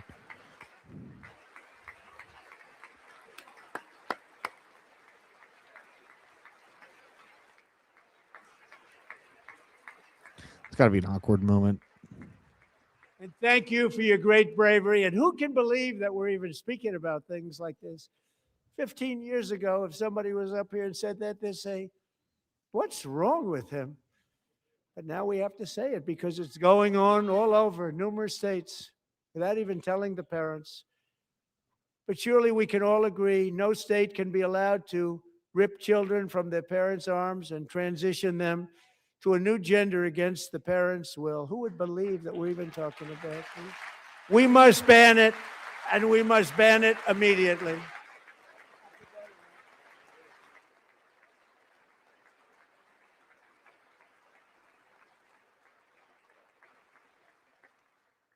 Look, nobody stands up.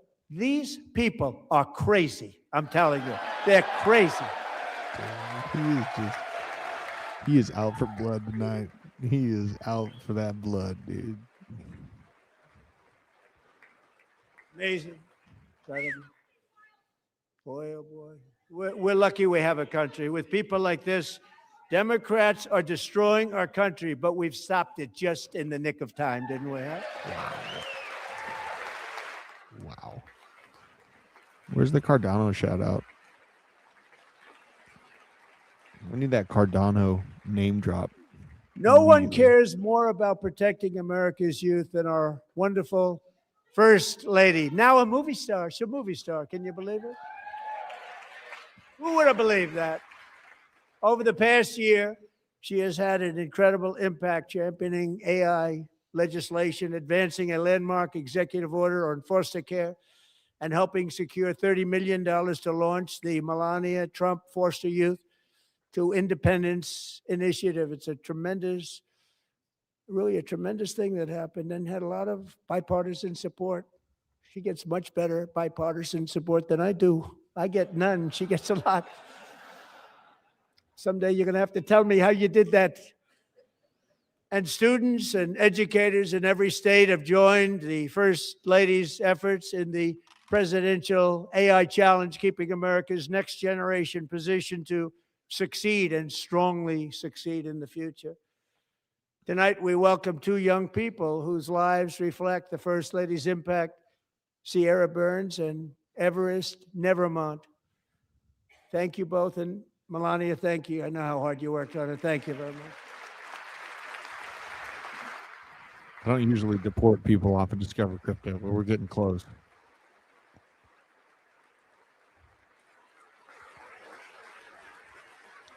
Melania, what happened to your meme coin? What happened to Trump's meme coin?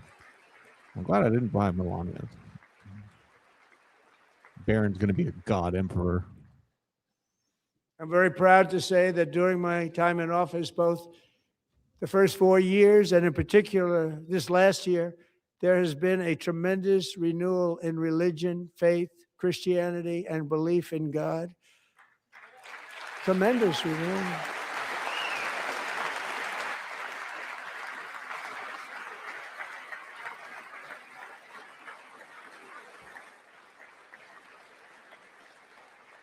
This is especially true among young people, and a big part of that had to do with Oop, Dumpy. my great friend, There you go, Charlie Kirk, a great guy, great man. Meme coin Dumpy. That's really started. So last year, Charlie was violently murdered by an assassin and martyred, really martyred for his beliefs.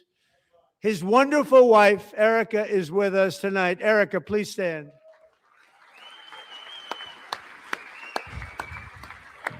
Here we go. Crying on you.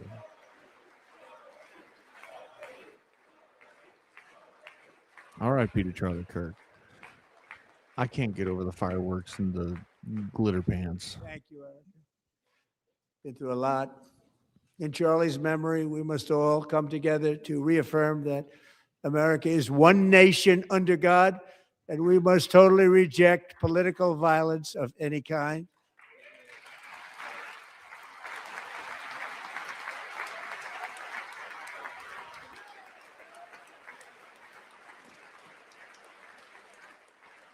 We love religion, and we love bringing it back, and it's coming back at levels that nobody actually thought possible. It's really a beautiful thing to see.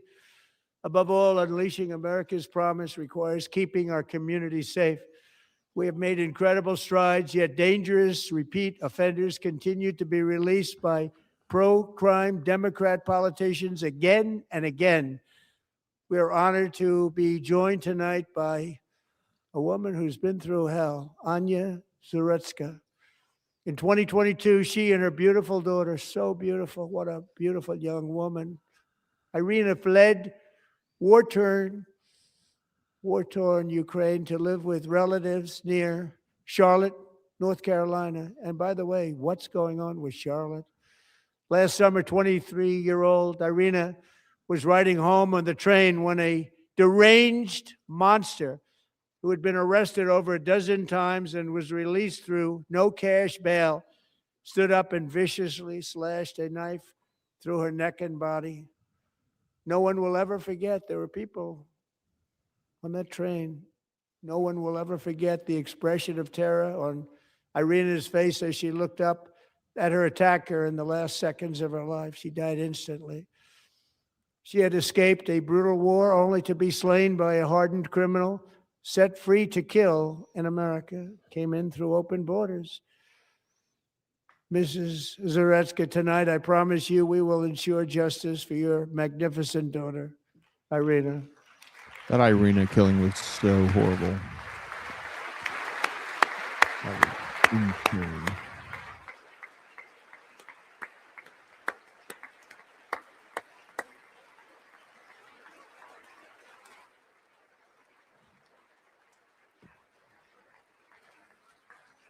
Insane.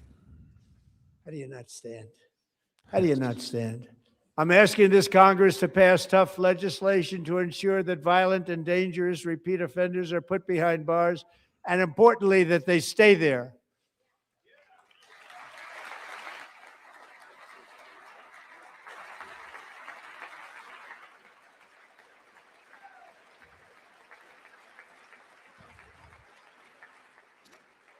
Starting last summer, I deployed our National Guard and federal law enforcement to restore law and order to our most dangerous cities, including Memphis, Tennessee, big success, New Orleans, Louisiana, big success, and our nation's capital itself, Washington, D.C., where we have almost no crime anymore in Washington, D.C. How did that happen?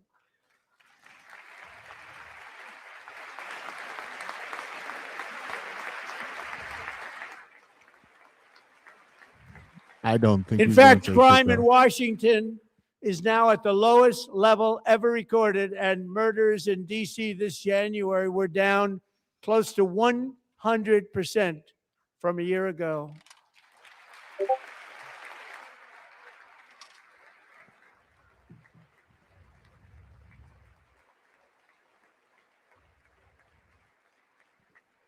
They don't like to hear that. One of the sick people, one of the brave service members who helped achieve this stunning turnaround was 20-year-old West Virginia Army National Guard Specialist Sarah Beckstrom. After a 4-month deployment, she voluntarily extended her service, and her rank was going to be lifted. She was doing so well. They were so proud of her. But the very next day, she was on patrol near the White House when she was ambushed and shot in the head by a terrorist monster from Afghanistan. Shouldn't have been in our country. And all because she wore the uniform of our nation. She was shot. He traveled here because he didn't like people wearing our uniform. He was sick and deranged, shouldn't have been in our country. Sarah Beckstrom died in order to defend our capital, and we are honored to be joined by her wonderful parents, Gary and Eva Lee. Your daughter was a true American patriot, and she will be greatly missed. She was a great person. I saw reports on her. They've never seen anything like it. Price action expectation is playing out pretty much to a T so far. Frank, good job, brother. Good job.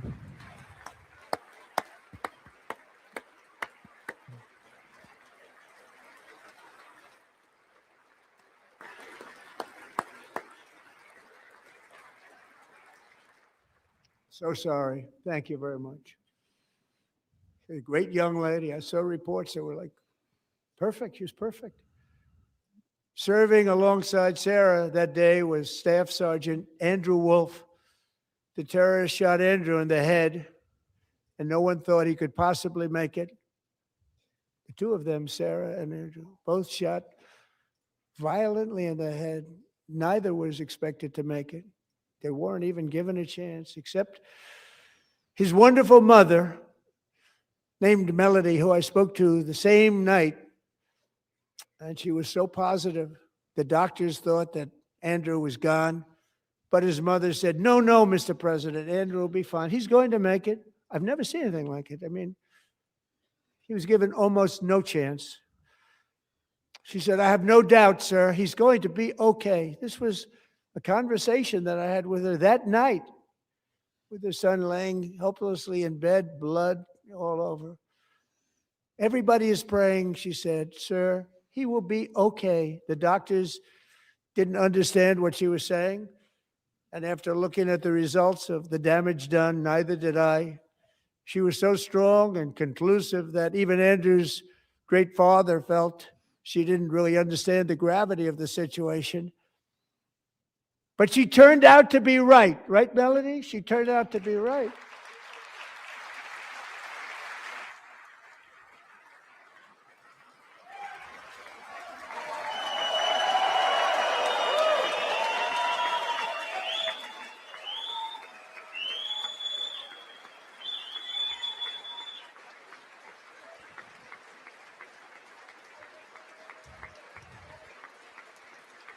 Are they finally standing? Are the Democrats standing?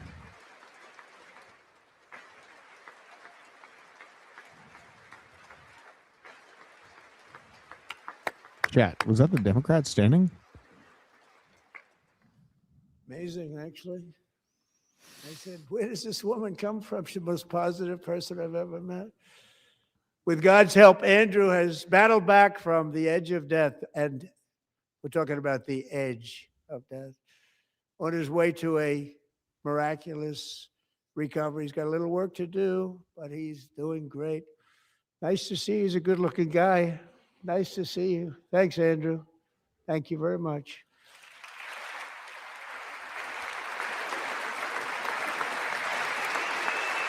I think the Democrats should. Let's see if they're going to stand.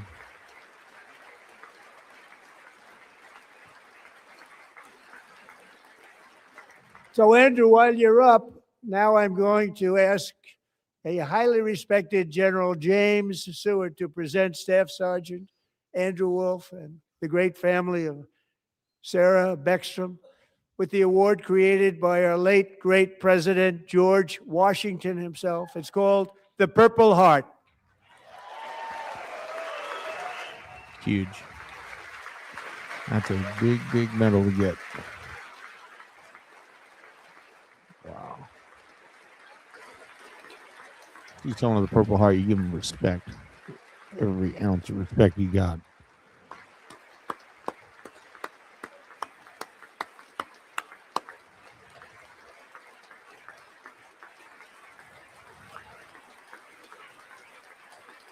Jeez.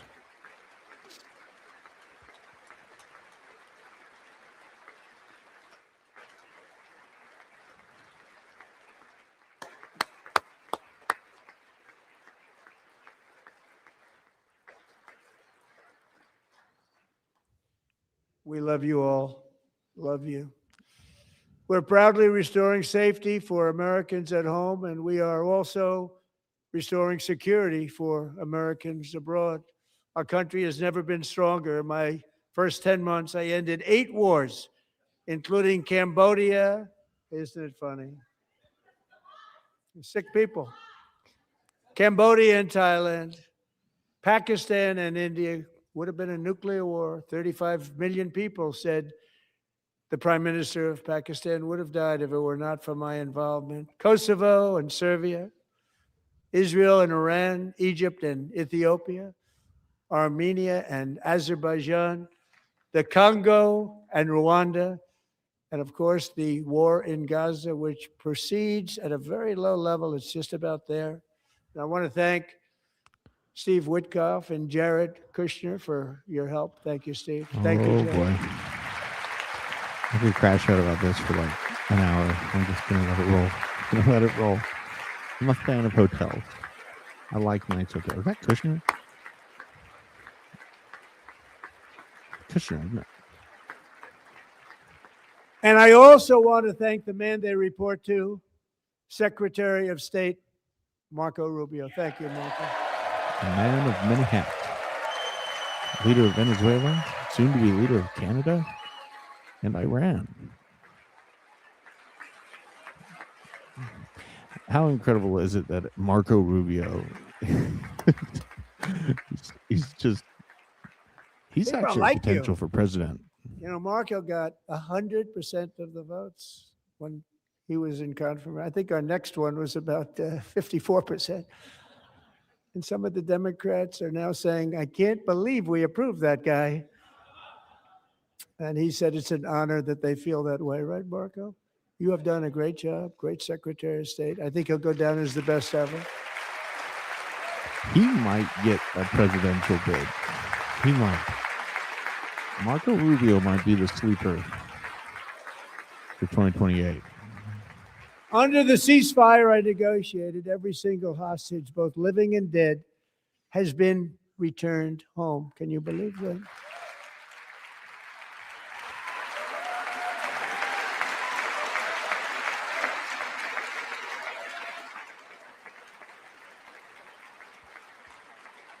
Nobody thought it was possible.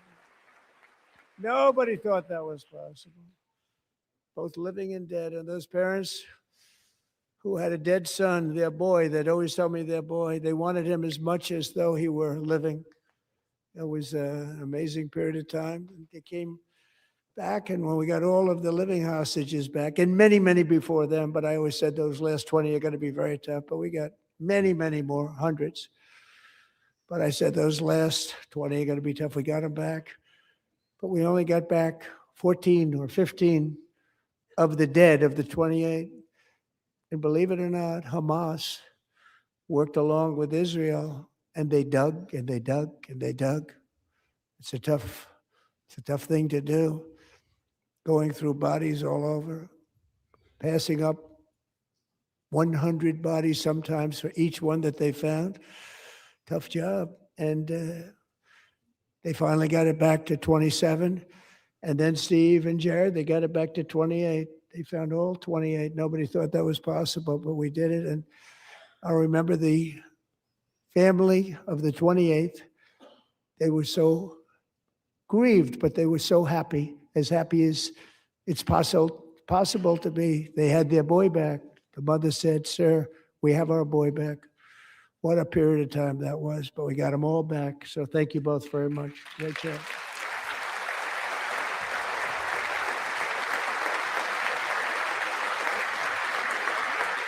I think the Democrats stood for a couple. I think the Democrats stood for the Purple Heart. And we're working very hard to end the ninth war, the killing and slaughter between Russia and Ukraine, where 25,000 soldiers are dying each and every month. Think of that, 25,000 soldiers are dying a month. A war which would have never happened if I were president, would have never happened. As president, I will make peace wherever I can, but I will never hesitate to confront threats to America wherever we must. That's why in a breakthrough operation last June, the United States military obliterated Iran's nuclear weapons program with an attack on Iranian soil known as Operation Midnight Hammer. Okay, now we're getting to the crazy part here. I sense chaos. Good. You talked it into fruition, Source. For decades, it had been the policy of the United States never to allow Iran to obtain a nuclear weapon. Many decades. Since they seized control of that proud nation 47 years ago, the regime and its murderous proxies have spread nothing but terrorism and death and hate. They've killed and maimed thousands of American service members and hundreds of thousands and even millions of people with what's called roadside bombs. They were the kings of the roadside bomb. And we took out Soleimani. I did that during my first term. Had a huge impact. He was the father of the roadside bomb.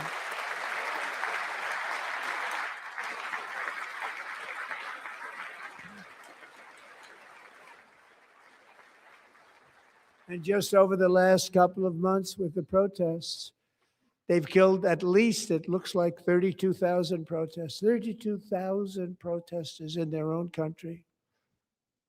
They shot them and hung them.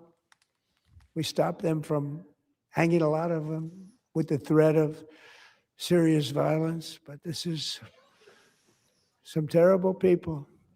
They've already developed missiles that can threaten Europe and our bases overseas, and they're working to build missiles that will soon reach the United States of America.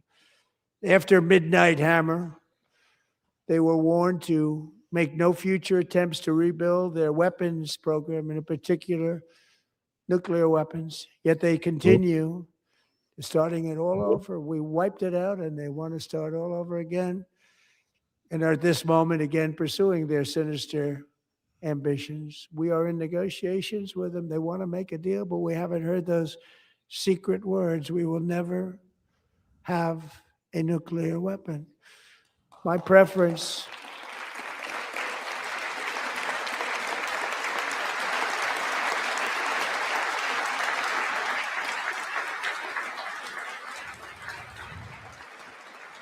Spicy town. We're getting spicy town here. My preference is to solve this problem through diplomacy.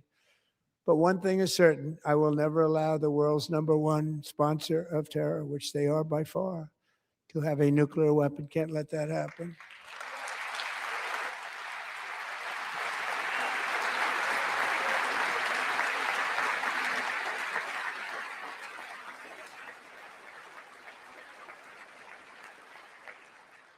And no nation should ever doubt America's resolve.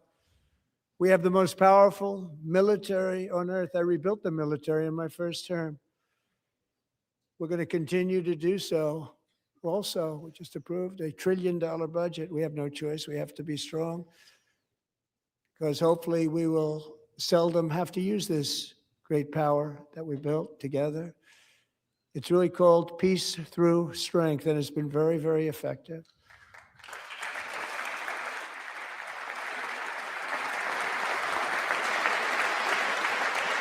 Chat. Dump or pump from here. It's getting spicy. So thanks to Republican in Congress, we're investing that record number of dollars, have no choice, in the United States Armed Forces. Also creating a lot of jobs, but we're not even doing it for that reason. Because as I said, we have more jobs, more people working today than ever before in the history of our country. And NATO countries are friends and allies. They are. They're our friends and they're our allies. Have just agreed at my very strong request to pay 5% of GDP for military defense rather than the 2%, which they weren't paying. We were paying for almost all of NATO. Now they're paying 5 as opposed to not paying 2. She going. Bitcoin's going for a walk. And getting that 5% was something which everyone said would never be done, could not happen. We got it really easily. One meeting. And big difference between 2% that's not paid. We were paying the freight of many of them. Very few were paid up. Now 5%, then they're paid. And everything we send over to Ukraine is sent through NATO, and they pay us in full. They pay us totally in full. Every branch of our armed forces is setting records for recruitment. This is so exciting. And every service member recently.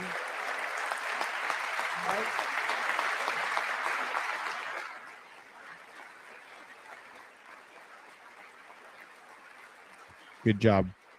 Good job, PG. And every service member recently received a warrior dividend of $1,776.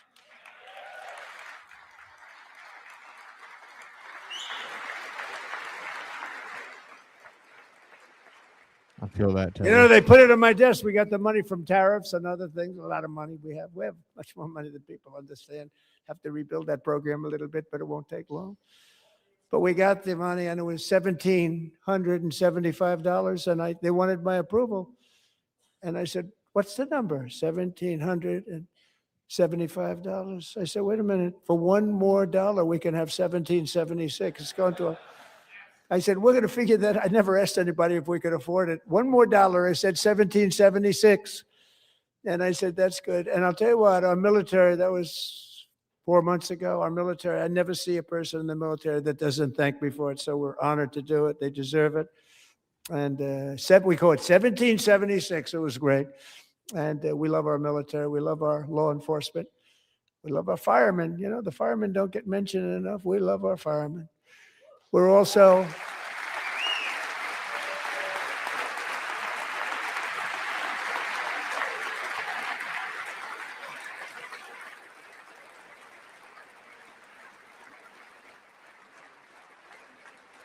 We're also restoring American security and dominance in the Western Hemisphere, acting to secure our national interests and defend our country from violence, drugs, terrorism, and foreign interference. For years, large swaths of territory in our region, including large parts of Mexico, really large parts of Mexico, have been controlled by murderous drug cartels. There it is. That's why I designated these cartels as foreign terrorist organizations, and I declared illicit fentanyl as a weapon of mass destruction.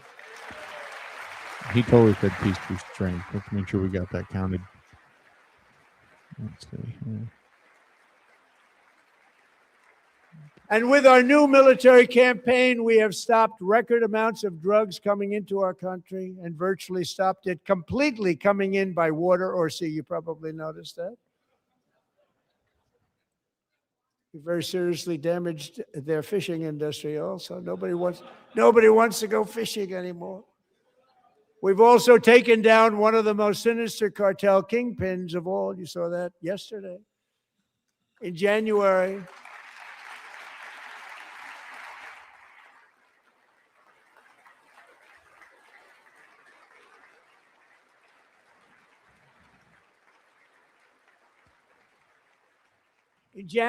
elite American warriors carried out one of the most complex, spectacular feats of military competence and power in world history. No one's seen anything like it. Foreign leaders, I won't tell you who, called me and they said, very impressive, very. They couldn't believe, they all watched, they saw what happened. This is a different fighting force that we had years ago when we fought to tie. No, it's a great fighting force. I'm so proud of it. Look at Space Force. Space Force is my baby because we did that. My baby. It's becoming so important. China's watching this, just seething. You're so stupid, American.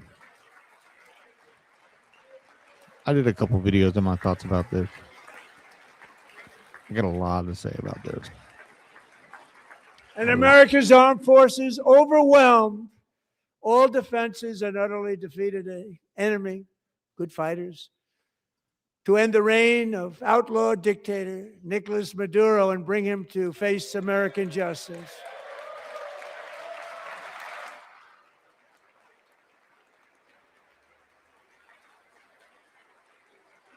And this was an absolutely colossal victory for the security of the United States, and it also opens up a bright new beginning for the people of Venezuela. We're working closely with the new president of Venezuela, Delcy Rodriguez, to unleash extraordinary economic gains for both of our countries, and to bring new hope to those who have suffered so terribly. They really did suffer. With us tonight is Alejandro Gonzalez. She grew up in a tight-knit Venezuelan family and was especially close to her beloved uncle Enrique. But after Enrique ran for office and opposed Maduro, he was kidnapped by Maduro's security forces and thrown into the regime's really infamous prison in Caracas. Alejandro feared she would never see her uncle again. She feared for her own life also.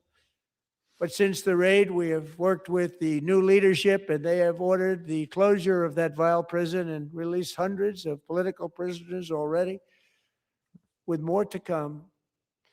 Alejandro, I'm pleased to inform you that not only has your uncle been released, but he is here tonight. We brought him over to celebrate his freedom with you in person. Enrique, please come down. Come on down. Pretty based. He's out of prison now because we kidnapped Maduro. There we go.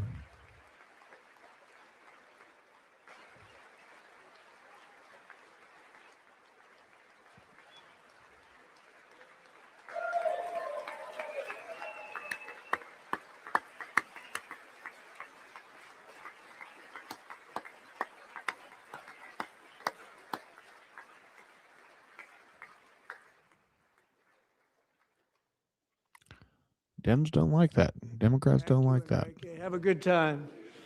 Nice to have you back, Enrique. There were many heroes on that January raid to capture Maduro. Really great heroes. It was very dangerous. They knew we were coming. They were all set. But the deeds of one warrior that night will live forever in the eternal chronicles of military valor. Chief Warrant Officer 5, Eric Slover, planned the mission and was the flight lead in the cockpit of the first helicopter, a big, beautiful, powerful helicopter. It was a massive Chinook carrying, as you can imagine, many, many American warfighters. Wearing the dog tags, his wife Amy had blessed with holy water before he left. She knew it was going to be a rough one. Eric steered the Chinook under the cover of night and descended swiftly upon Maduro's heavily protected military fortress. This was a major military installation, protected by thousands of soldiers and guarded by Russian and Chinese military technology. How did that work out? Not too good? Not great. Not great. Didn't work out too well. While preparing to land, enemy machine guns fired from every angle, and Eric was hit very badly in the leg and hip, one bullet after another. He absorbed 4 agonizing shots, shredding his leg into numerous pieces. And yet, despite the fact that the use of his legs was vital to successful helicopter flight, legs are the most important part of flying a helicopter, to deliver the many commandos who would capture and detain Maduro was the only thing Eric was thinking about. Then, even as he was gushing blood, which was flowing back down the aisle, helicopter lands at a steep angle. The machine gun stood right in front of him. They were right in front of him, 2 machine gunners who escaped the wrath of the previous planes. Eric maneuvered his helicopter with all of those lives and souls to face the enemy and let his gunners eliminate the threat. Turned the helicopter around so the gunners could take care of business, saving the lives of his fellow warriors from what could have been a catastrophic crash deep in enemy territory. Only after safely landing the helicopter with all the warriors aboard in the exact right spot, which was vital to the mission, we probably would have had to maybe cancel the mission if that didn't happen. Eric told his co-pilot, also wounded, but not as gravely, to take over. I'm about ready to pass out. The success of the entire mission and the lives of his fellow warriors hinge on Eric's ability to take the searing pain. It was unbelievable what's happened to his legs of the bullets and keep on flying and landing, and people knew what was happening. Everybody in the back of the helicopter knew because they saw the blood pouring down the aisle. Chief Warrant Officer Slover is still recovering from his serious wounds, but I'm thrilled to say that he is here tonight with his wife, Amy. Eric and Amy, come on in. Wow.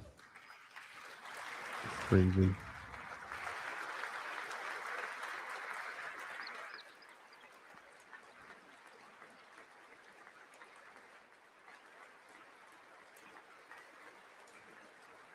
The baby chicks are cheering for him.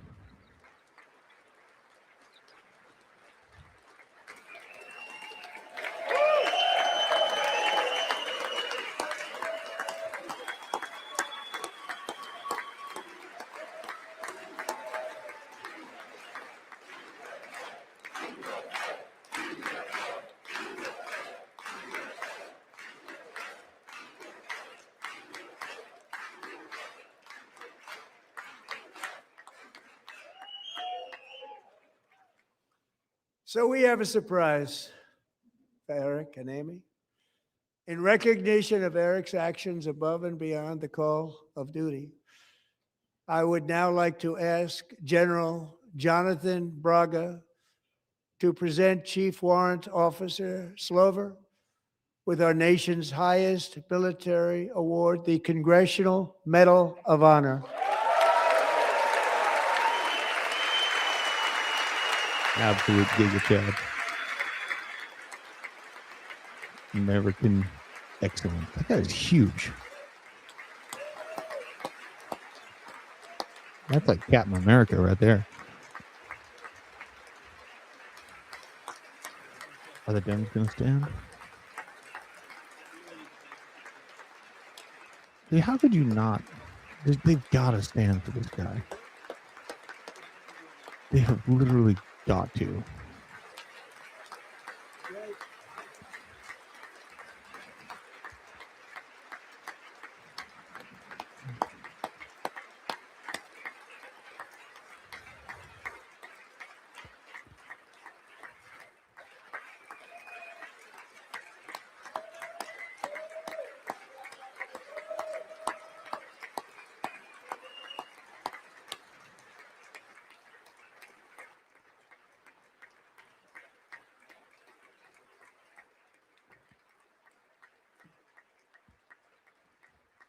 Well, thank you very much, Eric and Amy.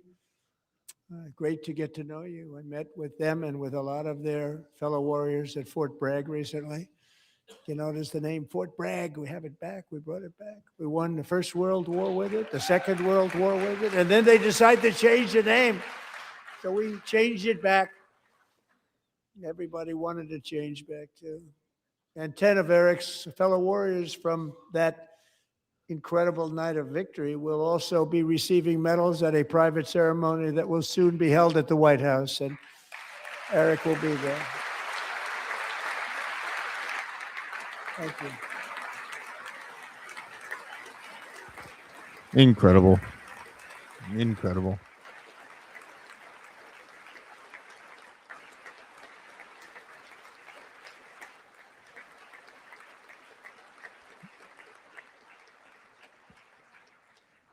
Thank you, Eric. That's a big one.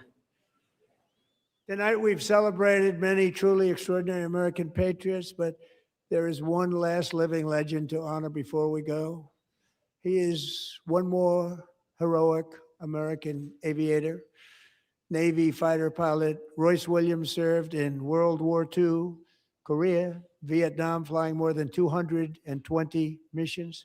Wow. In the skies over Korea in 1952, Royce was in the dogfight of a lifetime, legendary dogfight. Flying through blizzard conditions, his squadron was ambushed by 7 Soviet fighter planes. It was his first aerial combat of the war, and despite being massively outnumbered and outgunned, Royce led the takedown of 4 enemy jets and almost destroyed the others, vanquishing his adversaries while taking 263 bullets to his own plane and being seriously hurt. His story was secret for over 50 years. He didn't even want to tell his wife, but the legend grew and grew. But tonight, at 100 years old, this brave Navy captain is finally getting the recognition he deserves. He was a legend long before this evening. Royce, please stand up, and I will ask the First Lady of the United States to present Captain Royce Williams with his Congressional Medal of Honor. Give that man a medal. Give him the Medal of Honor right now. Melania.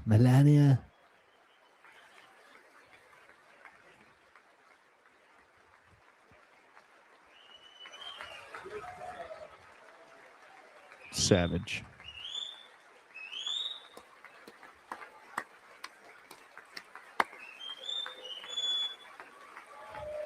Everyone's fighting about like XRP in the chat. So like literally the reason we live in a free country.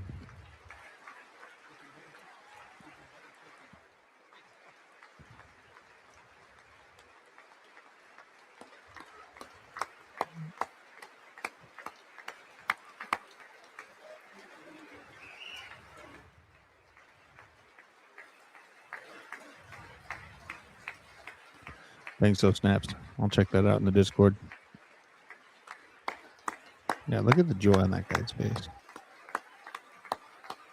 Oh, damn, you fuckers.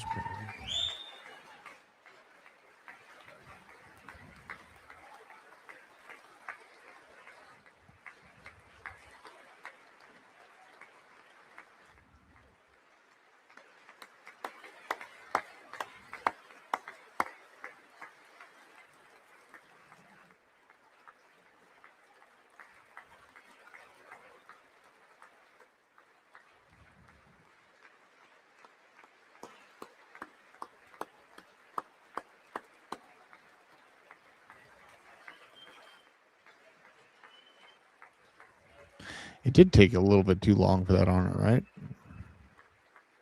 Barron is absolutely the final boss of America, 100%. That made his century. Yeah, they were a little slow on the Medal of Honor there, but hey. Thank you, Royce, and thank you, Eric. I've always wanted the Congressional Medal of Honor, but I was informed I'm not allowed to give it to myself, and I wouldn't know why I'd be taking it, but if they ever open up that law, I will be there with you someday. But you know, that's our highest honor, Congressional Medal of Honor, and that's a big thing, and it's an honor to be in the same room with you. Thank you both very much, Eric. Thank you.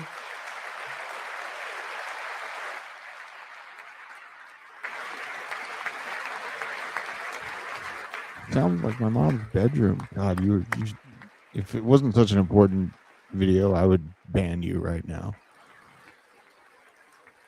Thank you. 250 years is a long time in the life of a nation, but in another sense, it's really a mere moment in the eye of history.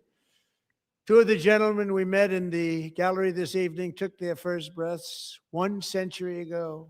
100 years before that, on July 4th, 1826, the author of the Declaration of Independence, brilliant, Thomas Jefferson, drew his last breath. Just a single long human lifespan separates the giants who declared and won our independence from the heroes who stand among us tonight. Everything our nation has done, everything we have achieved, has been the work of those few great lifetimes. In those brief chapters, Americans built this nation from 13 humble colonies into the pinnacle of human civilization and human freedom, the strongest, wealthiest, most powerful, most successful nation in all of history. Americans ventured out across the daunting and dangerous continent. We carved paths through an unforgiving wilderness, settled a boundless frontier, and tamed the beautiful but very, very dangerous Wild West. From empty marshes and wide open plains, we raised up the world's greatest cities. Together, we mastered the world's mightiest industries and shattered history's monstrous tyrannies. and we liberated millions from the chains of fascism, communism, oppression, and terror. Americans lifted humanity into the skies on the wings of aluminum and steel, and then we launched mankind into the stars on rockets powered by sheer American will and unyielding American pride. We wired the globe with our ingenuity. We captivated the planet with American culture. And now we are pioneering the next great American breakthroughs that will change the entire world. All of this and so much more is the enduring legacy, unmatched glory of the hardworking patriots who built and defended this country and who still carry the hopes and freedoms on all of humanity's backs. For years, they were forgotten, betrayed, and cast aside. But that great betrayal is over, and they will never be forgotten again. Because when the world needs courage, daring, vision, and inspiration, it is still turning to America. And when God needs a nation to work his miracles, he knows exactly who to ask. There is no challenge Americans cannot overcome, no frontier too vast for us to conquer, no dream too bold for us to chase, no horizon too distant for us to claim. For our destiny is written by the hand of providence, and these first 250 years were just the beginning. From the rugged border towns of Texas to the heartland villages of Michigan, from the sun-kissed shores of Florida to the endless fields of the Dakotas, and from the historic streets of Philadelphia to right here in our nation's capital, Washington, D.C., the golden age of America is upon us. The revolution that began in 1776 has not ended. It still continues because the flame of liberty and independence still burns in the heart of every American patriot. And our future will be bigger, better, brighter, bolder, and more glorious than ever before. Thank you, God bless you, and God bless America.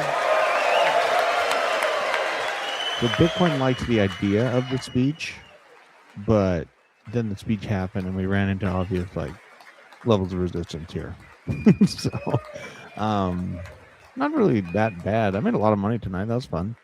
Crank made a lot from the top down. I made a lot from the bottom up. And just trading the market swings back and forth, getting after it. It's an interesting time. There's one of the best comments I saw is, I care more about our country getting on track for my kids' future than my bags.